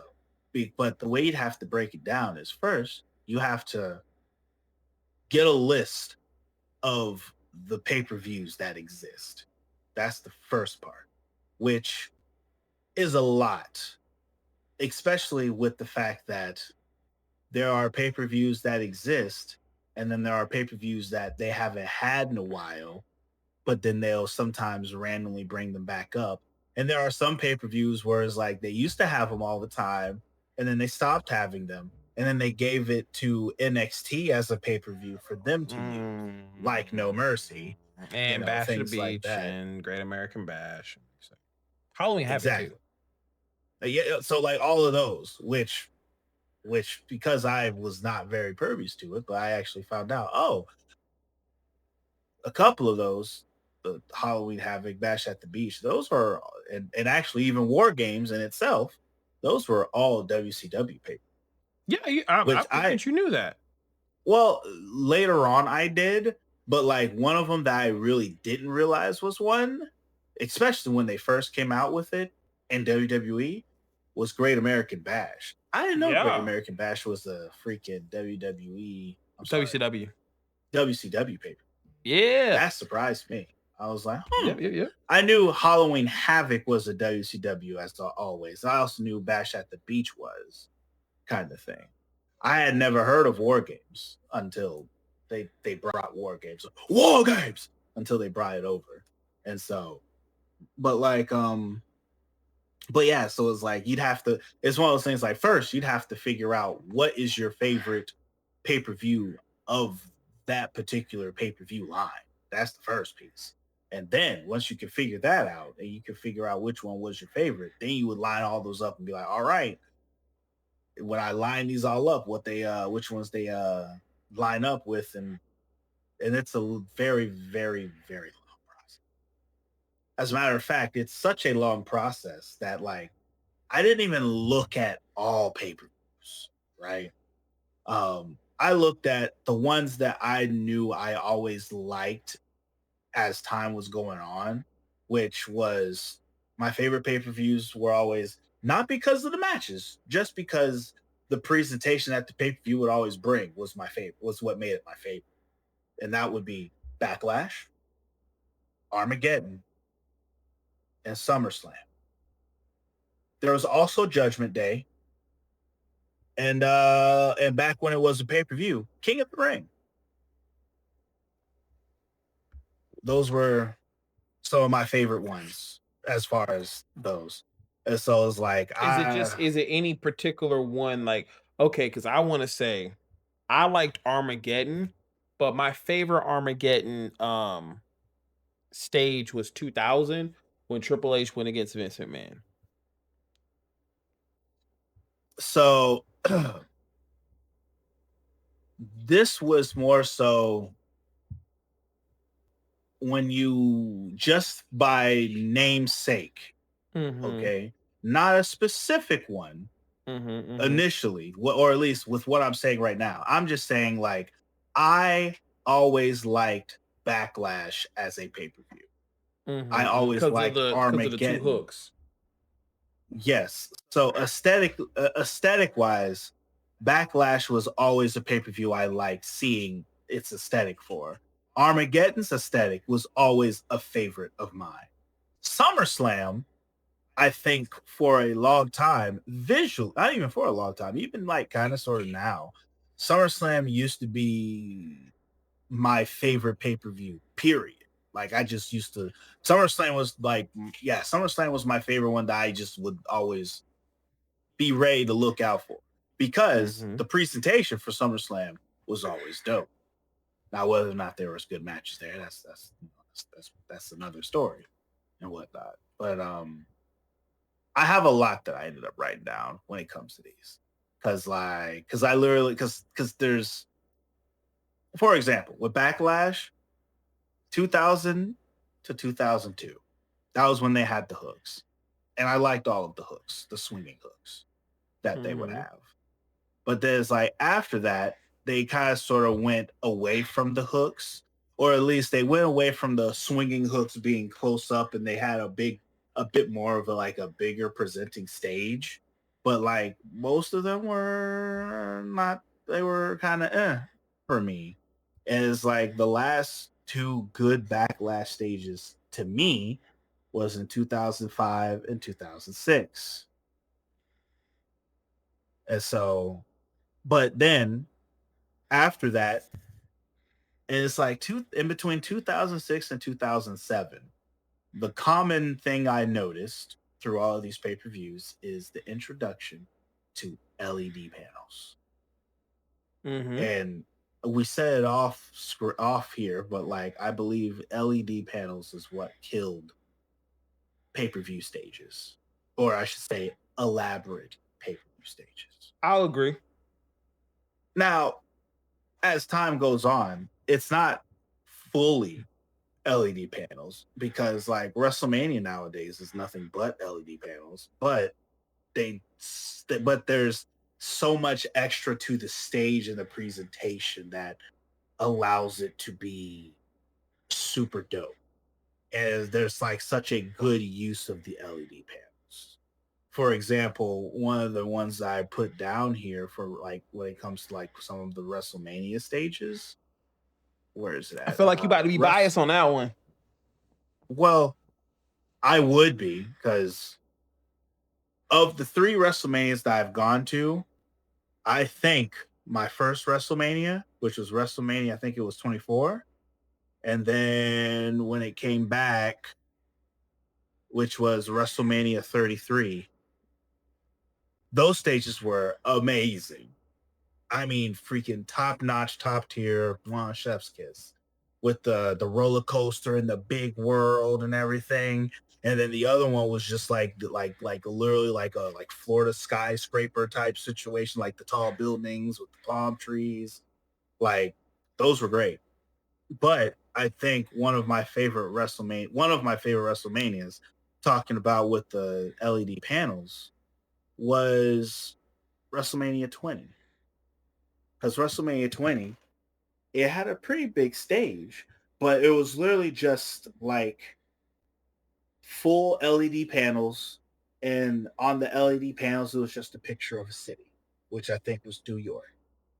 However, it was cool because certain people would come out and the panels would react to their entrances, i.e., one of the dopest entrances Kane has ever had was when the pyro goes off, and then when he comes out, those LED panels that showed the city of New York now shows the city of New York on fire, which still one of the dopest ones that he's ever done as far as entrances. But it's like there's a lot that I had. Like I said, I kind of went a little overboard with my list. I ain't gonna lie to you, I I, because I was I more did a deep so dive. I was more so hoping about hearing specific ones like I know you talked about it before we even start the pod. You was like, man, 2000 didn't miss. And yes, Royal Rumble slap, Survivor Series slap, like every pay-per-view stage in the 2000s slap. Okay, straight bangers. I mean, WrestleMania, that was LED screens, I think. They didn't. No, the WrestleMania 2000 just had three big ass screens. Yeah, that's what I'm saying. Like, yeah, big ass screens. Yeah. Now it's funny because like when going through this list, it was like where most of these years where I've had like these good pay per views, where they had like these good pay per view screens and whatnot. WrestleMania was falling short They kind of for had. a Oh, while. oh, you said attic. Oh, okay, I got you. Like WrestleMania screens were like WrestleMania shows were like falling short. Like Like when I this was one looking where at it my was like the three list, screens pushing forward. yeah, it was that one was Mm. But like, cause like for instance, like with my WrestleMania ones that I put, like, cause like I said, I kind of was going like I was just like going down this list down the list, and it's like one of my original favorite WrestleManias was the Caesar's Palace. I thought that was like such a cool, dope looking venue, even down to how people came down to the ring and stuff like that. But then it's like, I know WrestleMania 17. That was like WrestleMania 17's was probably my original favorite WrestleMania Titantron because of just how big presenting it had, like the two big WrestleMania 17s on the side and everything. And it was, oh, you don't remember? No, I'm trying to run it back real quick. So I think the one I'm thinking, I think that was 98, and that was when Austin went against Sean. So I don't think it was that. Yeah, all those like for me when I Oh, was looking god at it, damn it. Ah, yeah, okay, yeah. yeah, go. Sorry. Oh man. Listen, It was the big ass from X. Yeah, okay. from WrestleMania 1 all the way to like WrestleMania 17, all of those were ass. Mhm, Excluding mhm. WrestleMania 9, all of those were ass. WrestleMania 9 is the only exception in the first within that first 15 WrestleMania shows that was good as Yeah, far as the WrestleMania 9 was presentation. that was fire. That was fire. Caesar's Palace WrestleMania 9, though that WrestleMania is often looked at as being one of the worst Oh yeah, WrestleManias that's facts. as far as matches wise and show wise and the things that happen, it looked beautiful. WrestleMania 17 was like the first time where it's all like, yeah, now that's a motherfucking Titantron. WrestleMania 18 with the freaking scaffolding look and all this other stuff, like it just looked big. And granted, like it's a very abstract art piece, but like it was kind of cool looking still for WrestleMania 18. And there's like the next one I have was the WrestleMania 20. WrestleMania 19 was like because it was like in that weird like baseball stadium Mm-hmm. kind of thing. Yeah, I'm But thinking of something right now. like WrestleMania 20, that one like that one that was when they were like full super deep in the LED situations right now. Yeah, that was the 20 was the two X's, right? Yes. And that was in New Yeah. York. And they Yeah, had yeah, like yeah, yeah. that city skyline situation going Mm-hmm. on. Mm-hmm. Mm-hmm. Like I said, when Kane came out and he set all that shit on fire, absolutely epic. But like I think Armageddon, after going back to, I think Armageddon was the one that probably had the most consistently good rings in Yeah. like Titantron setups. Stages, yeah. Like Armageddon 2003, which was the one that I was at, where it was like they had Was the it the whole A? setup and Was that was when they first had like they had like the steel art piece of the A and Yeah, and it was it on was lit fire? on fire Yeah, yeah. most I of the was whole at that one. time. Wait, that was did we go to that one together? I don't think we went together. We had different seats because if you went, we did not go together. I know I went with my But mom. we both probably may have went because I know distinctly just remember that main event being Goldberg, Kane, and Triple H. That Man, was the main event. also, man, shout outs to my mom, bro. I mean, she knew wrestling, but like she took her kid to these wrestling events where the tickets were crazy. You know what I'm saying? For our finances at that time. And to still take me to that event and not give a fuck about what's going on, but like, I'm here for him. I W think mom, bro. God damn. I w- I think I went with my it was me, my brother, my Your mom. sister-in-law. I don't know, she didn't go. Your mom name? Well, I'm saying they would they were wrestling fans enough that they can justify in their brain buying a Oh well, ticket. yes. Yeah. But my That bit, mom, yes. yeah. But I went with my brother. Like my first couple of wrestling shows I ever went to, I it was my brother would always take. So it was like I went to like one of my first Raws I went to was right after the pay-per-view where I think Austin like dropped Triple H in the car from off Hmm. of the little thing. Oh my god! Oh my god! That Oh was my Survivor Series. Yeah. yeah, sounds about right. Yeah, Survivor Series. Um And so, which just even more specific, that was the Raw episode when Undertaker chokeslammed Kurt Angle off the stage. Hold on one second. Didn't Triple H come back that next episode of Raw after being flipped over in a car? No, I couldn't remember if he did. no, he didn't. As a matter of Mm, fact, like the at that time, Kane and Chris Jericho was feuding, and I think and the Rock and somebody else was feuding. And mm, like the one of the I think like the one of the I think it was the main event match was the Rock and Chris Jericho teaming up to go against Kane and whoever the other person was that The Rock was feuding with. And I remember being mad because like Kane fucking lost. So I was like, mm. ooh. But nah, the best part though was Undertaker choke slamming Kurt Angle off the goddamn title. but but yeah, like going back into like the Armageddon ones, because I was like when I wrote down like which Armageddon ones I liked, literally from 1999 when it was like the war zone looking one all the way down to 2006 where it was like it looked like it was like a bunch of crumpled up buildings that were standing there and everything. Like that one was great. But then like they I will say Armageddon is one where they got real lazy and they would actually like repeat the same one a couple of times. And Mhm. so it's like the one with the crumpled up buildings. They did that 2006, 2007, and 2008. They just made it a little. They may just made the stage a little bit bigger and a little bit bigger and a little bit bigger. But after 2008, LED screens. And then I think they actually stopped doing the pay per view Armageddon, if I'm not mistaken. I believe so, yeah. But like but it was That around that which is a name 2008. that's only fitting for certain matches, really. Agreed. Yeah.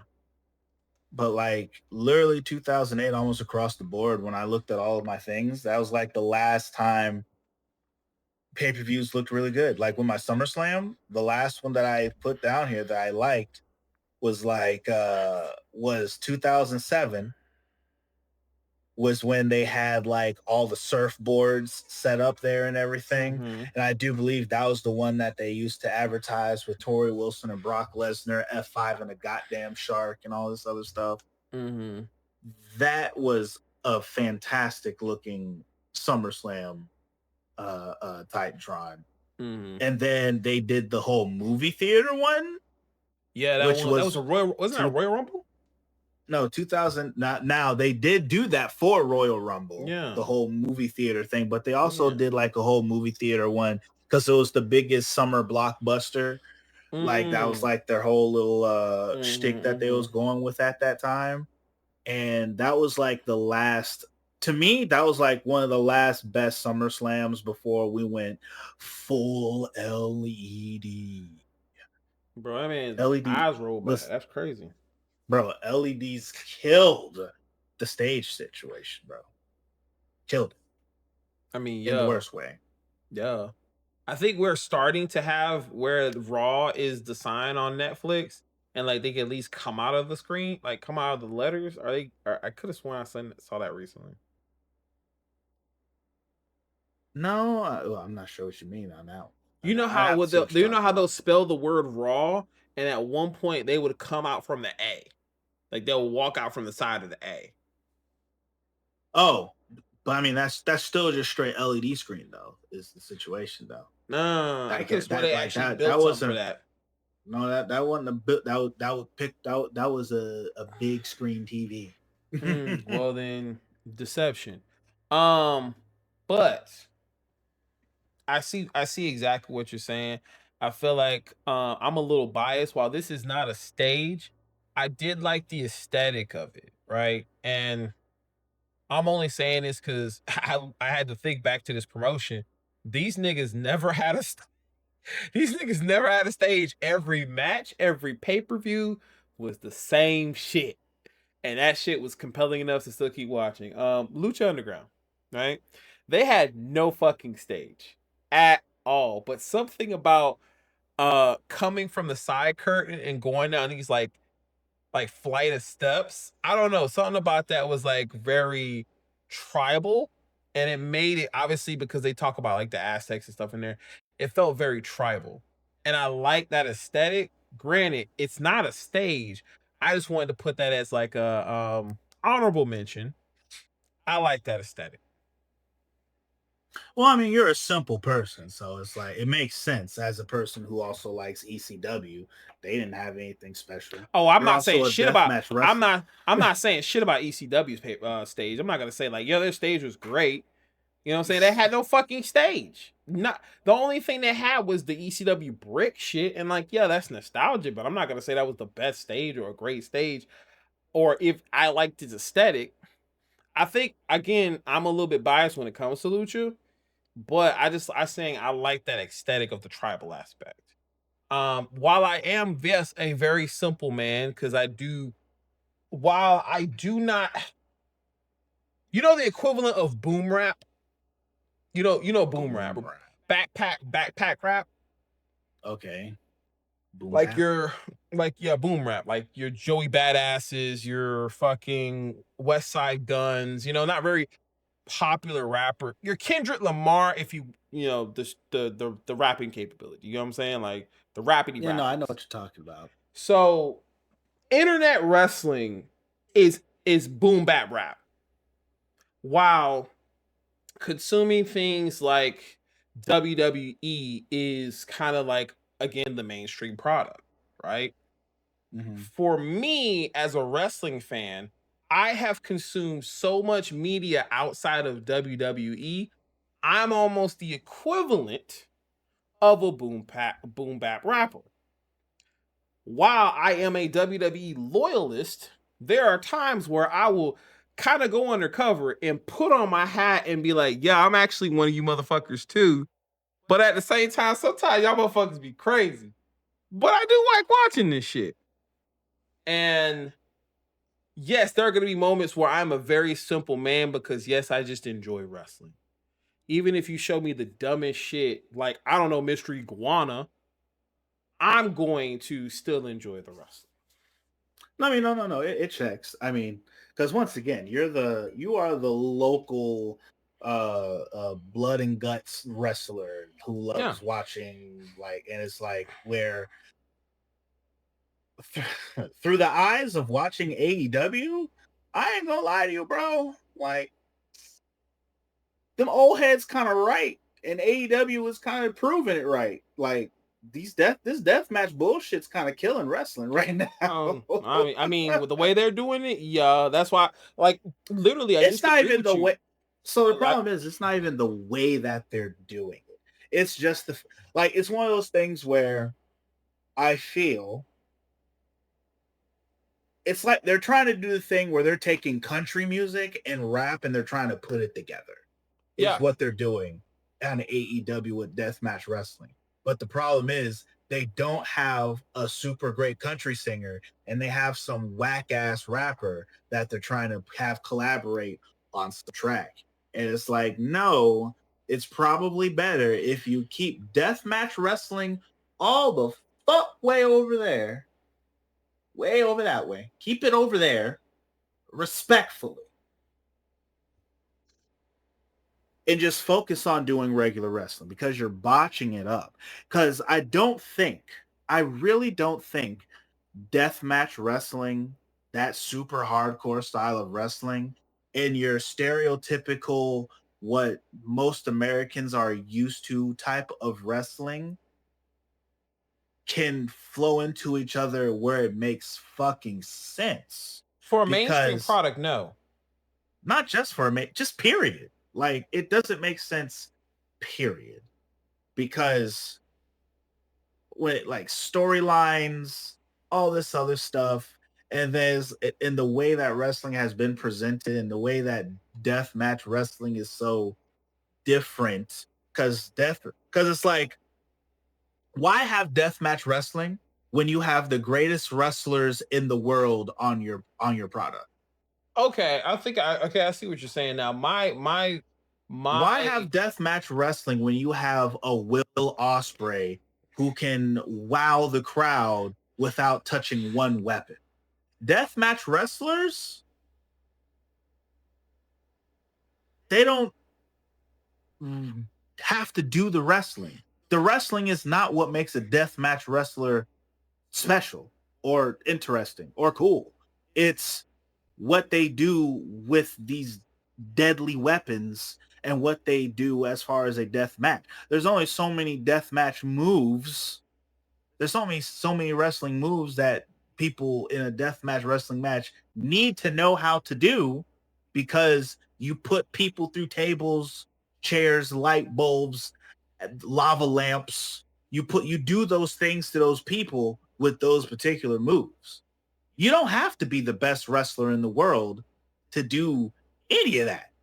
You don't even really need to know how to do wrestling to be a deathmatch wrestler. For all intents and purposes, it helps if you know how to wrestle, because that keeps some of the wrestling integrity. But when you have people like Swerve and Moxley, because he can wrestle when he wants to, type situation. When you got this high caliber of wrestling wrestlers, why waste that talent trying to drop thumbtacks down their pants and literally trying to put a screwdriver through kneecaps? It does not mix. you are right. And if you're going to do it, because the other problem is the fact that in America, wrestling, since the dawn of at least the 70s, maybe going into the 60s as well, going all the way back to the territory days, wrestling has always been about moments in storytelling. Okay. You can tell stories, I'm sure, in deathmatch wrestling, but you have to tell those stories consistently with the death match wrestling. When you're trying to tell these regular stories that has been of the usual, deathmatch wrestling does not. It's like you're mixing two things that can't mix because the story doesn't make sense. I'm going to give you something. I want to see if it actually may help with your thought process on this. So let's say you enjoy cartoons, right? You enjoy anime, you enjoy multiple forms of animation, right? There is some animation that is absolute brain rot. It's like there's no purpose, it's goofy, it's stupid, but for some reason I like consuming it, right? Mhm. Say Robot Chicken, anything Adult Swim, brain rot material. They're like, that's fucking stupid. I shouldn't like this, but there's something about it that I like about it, right? Mhm. That is the equivalent of watching wrestling and deathmatch wrestling. Is deathmatch wrestling is brain rot. Because yeah, a lot of this shit doesn't make any fucking sense. But it's brain rot material that every once in a while we as consumers like to do. Again, think of the cartoons that you enjoy, the anime you enjoy that have great stories, great storytelling. But you also like Fooly Cooly. And that is a complete dumpster fire of a concept story, but it's a great anime. But it's a concept story you can enjoy, you can get with, and like, yeah, that shit's kind of goofy, but yeah, I'm here for it. That is to me, I think a way I can explain as the differences between the two and why some consume it and find it fun, and why some consume it and see it and be like, that's fucking stupid. I more so think that a deathmatch wrestling is valid maybe once or twice, but doing it every other month or every other week, that is stupid. Like the dog match, the dog collar match between Max and CM Punk. While that's not a death match, but it's on the equivalent of some of the crazy shit that they did. Does that make sense? So that all makes sense. And what I'm saying is when I'm watching my Game of Thrones and then in the middle of an episode of Game of Thrones, they start doing some fooly cooly shit. That's the problem that I'm saying is happening. Mm-hmm. And that's with AEW. But that's kind of AEW is trying to, and maybe it's just because that AEW hasn't figured it out yet, or they're, or whatever it might be.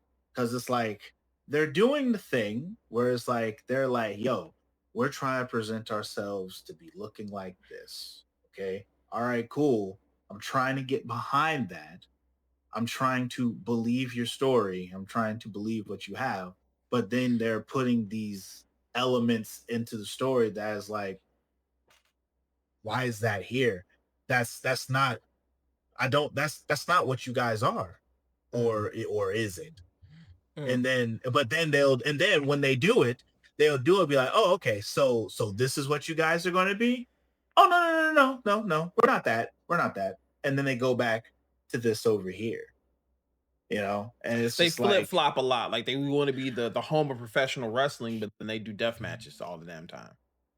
correct. And then, Mm, and but it's like, if because once again, deathmatch wrestling is presented and consumed in a very different way than wrestling entertainment. mhm, mhm, mhm. In all actuality, and we've seen it, the hardcore matches that we've seen in WWE, when that match happens, when you see that person again, they're fucked up. They're limping. Mhm, They are beat the dog shit. They're not having a mhm. match tonight. They just went through hell. They just bled like a stuffed pig. They just had thumbtack. They just got done picking all these thumbtacks out of their body. They're hurting. Okay, that's that's that is what the standard wrestling is. Deathmatch wrestling, man, we piece or cuttered your face off. we almost cut off your nuts. We broke your fingers and tied them in a knot. And then you come back the next night like it never happened. That's deathmatch wrestling. This goes into the That's the biggest thing that's that you how it's talked been about. presented. And so it's like, if that's how that is presented, when you're trying to bring the sports entertainment wrestling and then deathmatch wrestling and put it here, it doesn't make sense because it doesn't work. It's this the selling aspect for you. It's the fact that they do not sell the after effects of something like a death match. Correct. The If they selling, s which if they is the sold it, biggest and the most important, almost probably the number one most important thing about wrestling. It's the selling. yes. If you can't sell it to me, I'm not buying. Mhm. And AEW is putting themselves in this bind where, because they're trying to cater to this, to the sickos, as they say, with this death match wrestling, they're losing the sell. And because they're not selling, nobody's buying. That's why Mm. when they had that death match and they did all that stuff, and then Hangman came out there, which his first mistake was trying to sell, because he came out there trying to sell like he was in a death match just for him and John Moxley to have a match and That's not it. sell anything at all. Yeah. John Moxley came out there, didn't sell anything at all, and he was the loser. He did get hanged. Freaking our TBS champion Kyle Fletcher, he came out there, had his little death match. Yep. He was walking around and strutting like his balls were inert. You know what I'm saying? Like, The balls are inert. so I can't get down with it. I can't. It's not so much I can't get down with deathmatch wrestling, because it's not deathmatch wrestling. That's the problem. Just It's the selling. selling. That's what I'm saying. So the I do apologize. The way you kind of came into the statement, it was if you don't like watching deathmatch wrestling. Like you felt like deathmatch wrestling is killing it. When in all reality, it's not the wrestling. It's the selling. The selling is the thing that is killing it because yeah, we can Is have the a death selling? match, but It's if the you don't selling and sell the the after effect, believability, yeah, it's and not not the death only that, matches. and it's not only that, because it's like, you also, there's also a different mindset of when you're watching death matches Yeah, than there is when you're watching your regular wrestling entertainment. You know what I'm yeah. saying? Just like how you saying, we have our shows that we watch where we're super into, and then we have our brain rot. Okay. Hmm. When I'm watching brain rot, I know I'm watching dumb shit, and I'm going to enjoy it as it is because I know that's what it is. Hmm. So when it Hmm. comes to deathmatch wrestling, granted, I really don't care for it, because there's still that aspect of the whole thing of like, the selling is off for me when it comes to deathmatch wrestling. Sure, I love watching a person get themselves damn near arm sawed off next to the next guy, and light bulbs and explosions Hmm. and barbed wire stuff like that. That's cool. But of course, because there's so much of that that's happening, it's like, because I know what I'm watching, the realistic aspect of everything is tossed out of the window going into a death match. So I know that the selling that I'm seeing is the way it has to be, because obviously, they're it's death. You know what I'm saying? Hmm. That's just what it is. As where, when I'm watching something like AEW, where how it's presented, it's like, well, damn, because it because when you have regular matches, it makes me when you have regular matches after a death match, it does not make me believe the fact that anything that this man's going to do to you is going to make a difference, because the last time you two fought, the only way something made a difference was after you literally stabbed him in the forehead with a fork 10 times and dropped him on a bed of nails. You know what I'm saying? Where deathmatch wrestling is, every time they're fighting in that ring, it's a bunch of foolish, crazy, wild, death-defying, lovely bullshit. Mhm.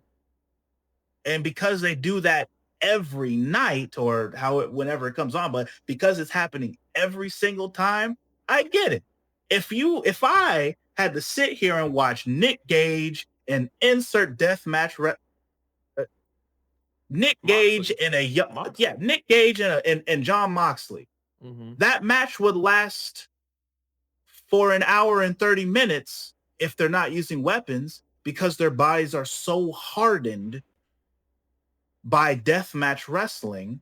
At least that's what I would have to believe, because no, a normal punch isn't going to do nothing to a man who's being stabbed in the forehead with a fork, been raked across the face with a pizza cutter. Come on. So Don't play with me that way. so are you so saying basically because they don't sell the effects of things of that nature, like yeah, putting in a situation like you just said, John Moxley, a normal move of some sort should be like, well, Moxley's dealt with worse. Like, why would that affect him? Why would that matter? It's now you're trying to tell me in this world of what's going on here, there are these moments where there's this outrageous shit that happens to a person that for a normal human being or normal situation, that person should be either fucked up or so showcase some effects of it. And they basically said, yeah, but then they push pause and then hit respawn and their effects are all gone and they're back at it the next second. You're like, wait, whoa. You're trying to tell me this story? Nah, I'm not buying that because that's basically like playing God mode in a video game. That again, like Hunter says, not Hunter says, Undertaker says, it's video game shit. You play a match, even though you just had a hell in a cell and I fucking dropped you on your off your neck and you fell on a bed of tables. When that match end, I can replay that shit again. Yeah, that's Yeah. what it is, and that's the problem with AEW. Because Mm-hmm, yeah, no, I'd mm-hmm. never say there's a problem with deathmatch wrestling. That's I I don't have the The way liberty you of. came into it, it sounded like it was. That's Oh why I had to yeah, ask. which That's why, yeah. that's fair. Because I would say its existence does hurt that, and I can't. And there's some people would say, and there's a part of me that almost feels that way, but then I also have to realize deathmatch wrestling stays in this pocket over here. And so it is its own universe of wrestling, not comparable to the regular universe of wrestling. And so because of that, death in my mind, maybe as a one off, but like if you're going to do a one off, because it doesn't happen all the time, like you gotta, or at least it shouldn't happen all the time. It's gotta mean something. And in AEW, deathmatch wrestling does not mean, or at least they don't make There it have seem been like some it there have does. been some matches where it did. Like I will say the swerve and like this is why we always say, and I don't know if you agree with this, but this is why I say Swerve and Hangman is their greatest storyline in AEW right now. Because the matches that we have seen were fucking justified. And yes, they did sell what happened afterwards, especially Hangman. Hangman went from the goody two shoes babyface to complete madness. Okay. For that opportunity to get his get back on Swerve. And then when he finally did it and he's on the stage and he just gives out that streak of a laugh, like, finally I did it. Finally. And I can care if I just landed on all that shit. I'm letting out this roar and I'm fainting.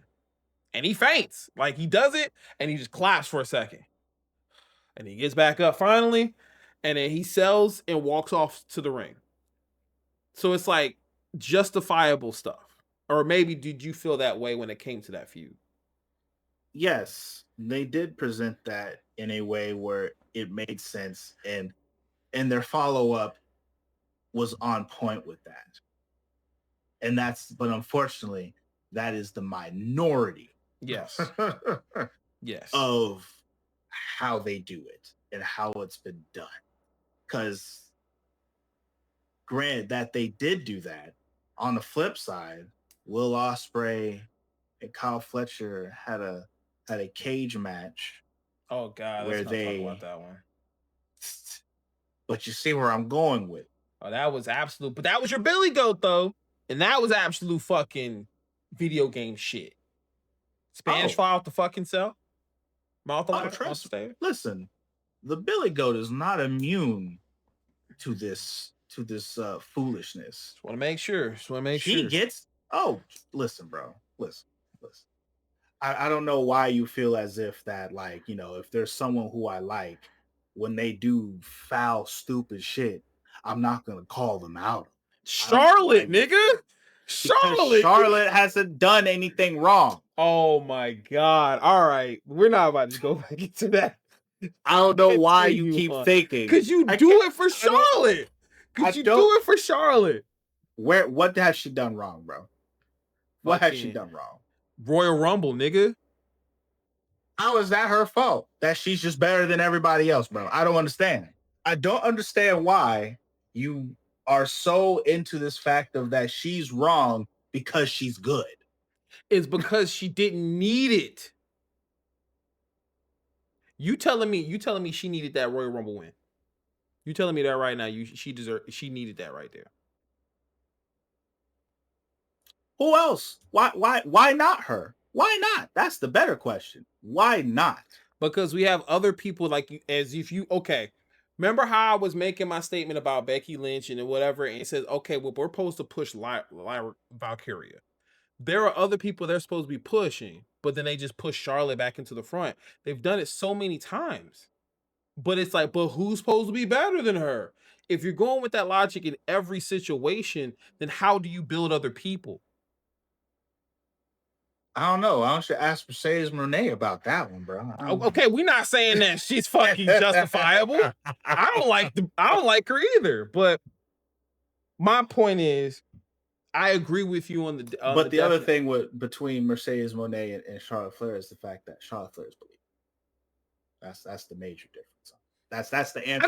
I mean, well, how about this? Monet was believable too until she started doing ridiculous stuff. Because I mean, we both agree Sasha Banks is better than Monet, and Sasha Banks did a lot of things that were believable. Yes, Sasha Banks did a lot of things that were believable. Mercedes Moné hasn't done anything to make me believe she. Well, I'm just saying. So you saying, okay, well, her having that finisher, this new finisher, like the first time she even performed it on Kyrie Singh, that was a fumble. Yeah. Um. Yeah. So you're right. Yeah. I'll give you that one. But I think here's the thing, the emotion that we knew her as Charlotte, it's not Charlotte. We knew her as Sasha Banks, and we're like, oh, we're being presented Monet. Oh man, Sasha Banks is gonna be good. She fumbled that. Man, that's exactly. Okay, maybe that's Russ. That's Russ. That's Russ. You know what I'm saying? Like, and then she does it again. It's like, okay, wait. Sasha. I mean, Monet, what are you doing? But you the boss. Why? Man, I'm literally having that same moment. My queen, please. Oh man. Any final thoughts? LED screens killed Titantrons. Yes. Just like Deathmatch Wrestling is killing AEW right now. It's the worst. You doing it again. Absolute worst. Doing it. Well, okay, wait. Okay. I see what you're saying now. Okay, you're saying deathmatch matches. Deathmatch because of the selling. Yes. But I still think it's still selling in general because they don't just only do it in deathmatch wrestling. They sometimes do it in regular matches too. I feel like selling is just that part is true. But when you do things like the Texas Death Match and and all this, when you do those things and you don't treat them like they're special, that's when the problems come, because now you have to up the ante so high that until someone's pulling a gun out and pistol whipping somebody in the middle of the ring, at that point, no one's believing anything anymore. Yeah, I know. But it is what it is. No, I'm just thinking about other stuff, like, you know, saying up the ante. Someone pulling out a gun and pistol whipping somebody. Like actually seeing that happen. and then the gun go off or something like that, or like, yo, man, fuck this shit, and shoots him in the leg, like, yo, just something wild, like upping the ante. You know what I'm saying? Yes, that AEW is putting themselves into that caliber where Mm, that's all that can happen. The Cause like close when you have somebody stab somebody in the leg with a fucking screwdriver, what's next? Yeah, you're right. literally shanking a man. I don't know AEW. And you're all that we have right now that can quote unquote make WWE do something better than having these absolute shitty ass SmackDown shows. Can't even say TNA because they're partners, but yeah. Yeah, no, yeah, exactly. TNA, they're drinking the Kool-Aid respectfully because it's making them better. But with what I'm saying is that Trigger they're in bed with WWE, so it's like if TNA becomes better than AEW, then AEW is a lost cause. WWE wins. I mean, that's Fatality at that. wasn't it Eric Bischoff. I think he made a comment that Eric Bischoff said that before, where he's I like talked TNA about it keeps it last up. podcast. Mm-hmm. If TNA keeps it up, they're going to be the number 2 in the country. Wait till they get that TV deal. Yeah, so they could pop the fuck off. Boy, oh boy, I can't wait. And maybe I can start paying attention to their Titantrons because though I didn't mention any, because Oh, I just SmackDown Titantrons. SmackDown Titantrons. Sorry, I never got a chance to pop off with that. SmackDown Titantrons were always lit. Yes. the And the first one TNA and the coming in the second one. tunnels. Yes, TNA always hit. It's funny because like AEW took the TNA actually. Mm-hmm. Good Mm-hmm. good tunnel, bad tunnel, Mm-hmm. or I do believe like even older TNA where they had good tunnel on this side and the And bad bad tunnel tunnel. on that Yeah, side. that's because we had no choice, but we had to see them because this was the this was the format. So But yeah, but this does make me want to have to like actually because like I think I'm sleeping on some WCW pay-per-views, so well, gotta watch I the gotta one where peep. Goldberg won the belt against Diamond Dallas Page. You know what I'm saying? That Halloween Havoc.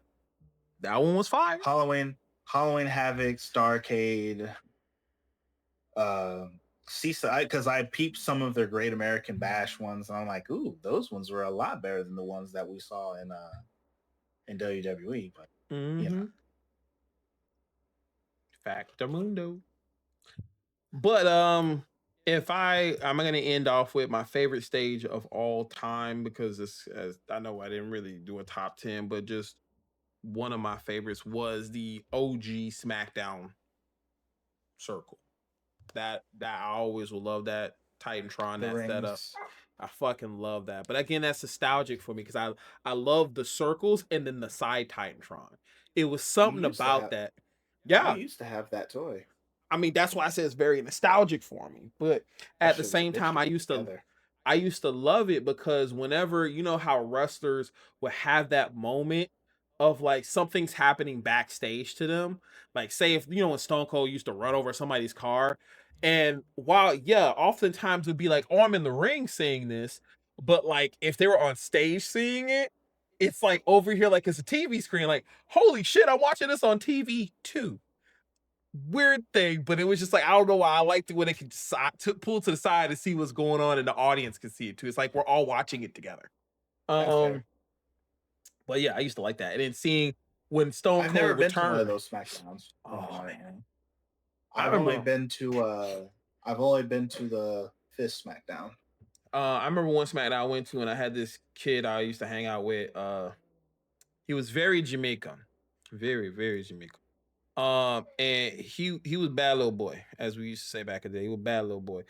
So bad that he almost got us kicked out twice at the fucking event. How? What the? Just for being a fucking rascal. He'll get on the guardrail and then just do Stone Cold's pose, and then security be like, yo, get the fuck down. Cause he's a kid. So he's like, nah, man, I'm gonna keep doing it. And then he's like, yo, keep doing it. I'm like, yo, if he gets us kicked the fuck out, my nigga, yo, I'm not gonna like this dude no more. I only went to 2 shows with him, and then I never hung out with him again. His Yikes. like it was that bad. The first time it was a Raw, and I was like, okay, he's kind of cool, but this nigga kind of wild, bro. Like he a little too wild. And then that SmackDown where it happened, I think Stone Cold came back from something, and at the end of the show, it's Austin. He's drinking it as we're trying to leave. Like, luckily, he's doing it as we're leaving. But security was like, yo, you guys gotta go. And I was like, man, what if he keeps doing this shit and one day gets me kicked the fuck out? Because if he gets kicked out, I'm like, I don't know that nigga. I don't know that nigga. Shit, I'm watching the show. No fucking way. But yeah, no, I love that stage. I miss TD Waterhouse. R.I.P. God, man, TD Waterhouse, man.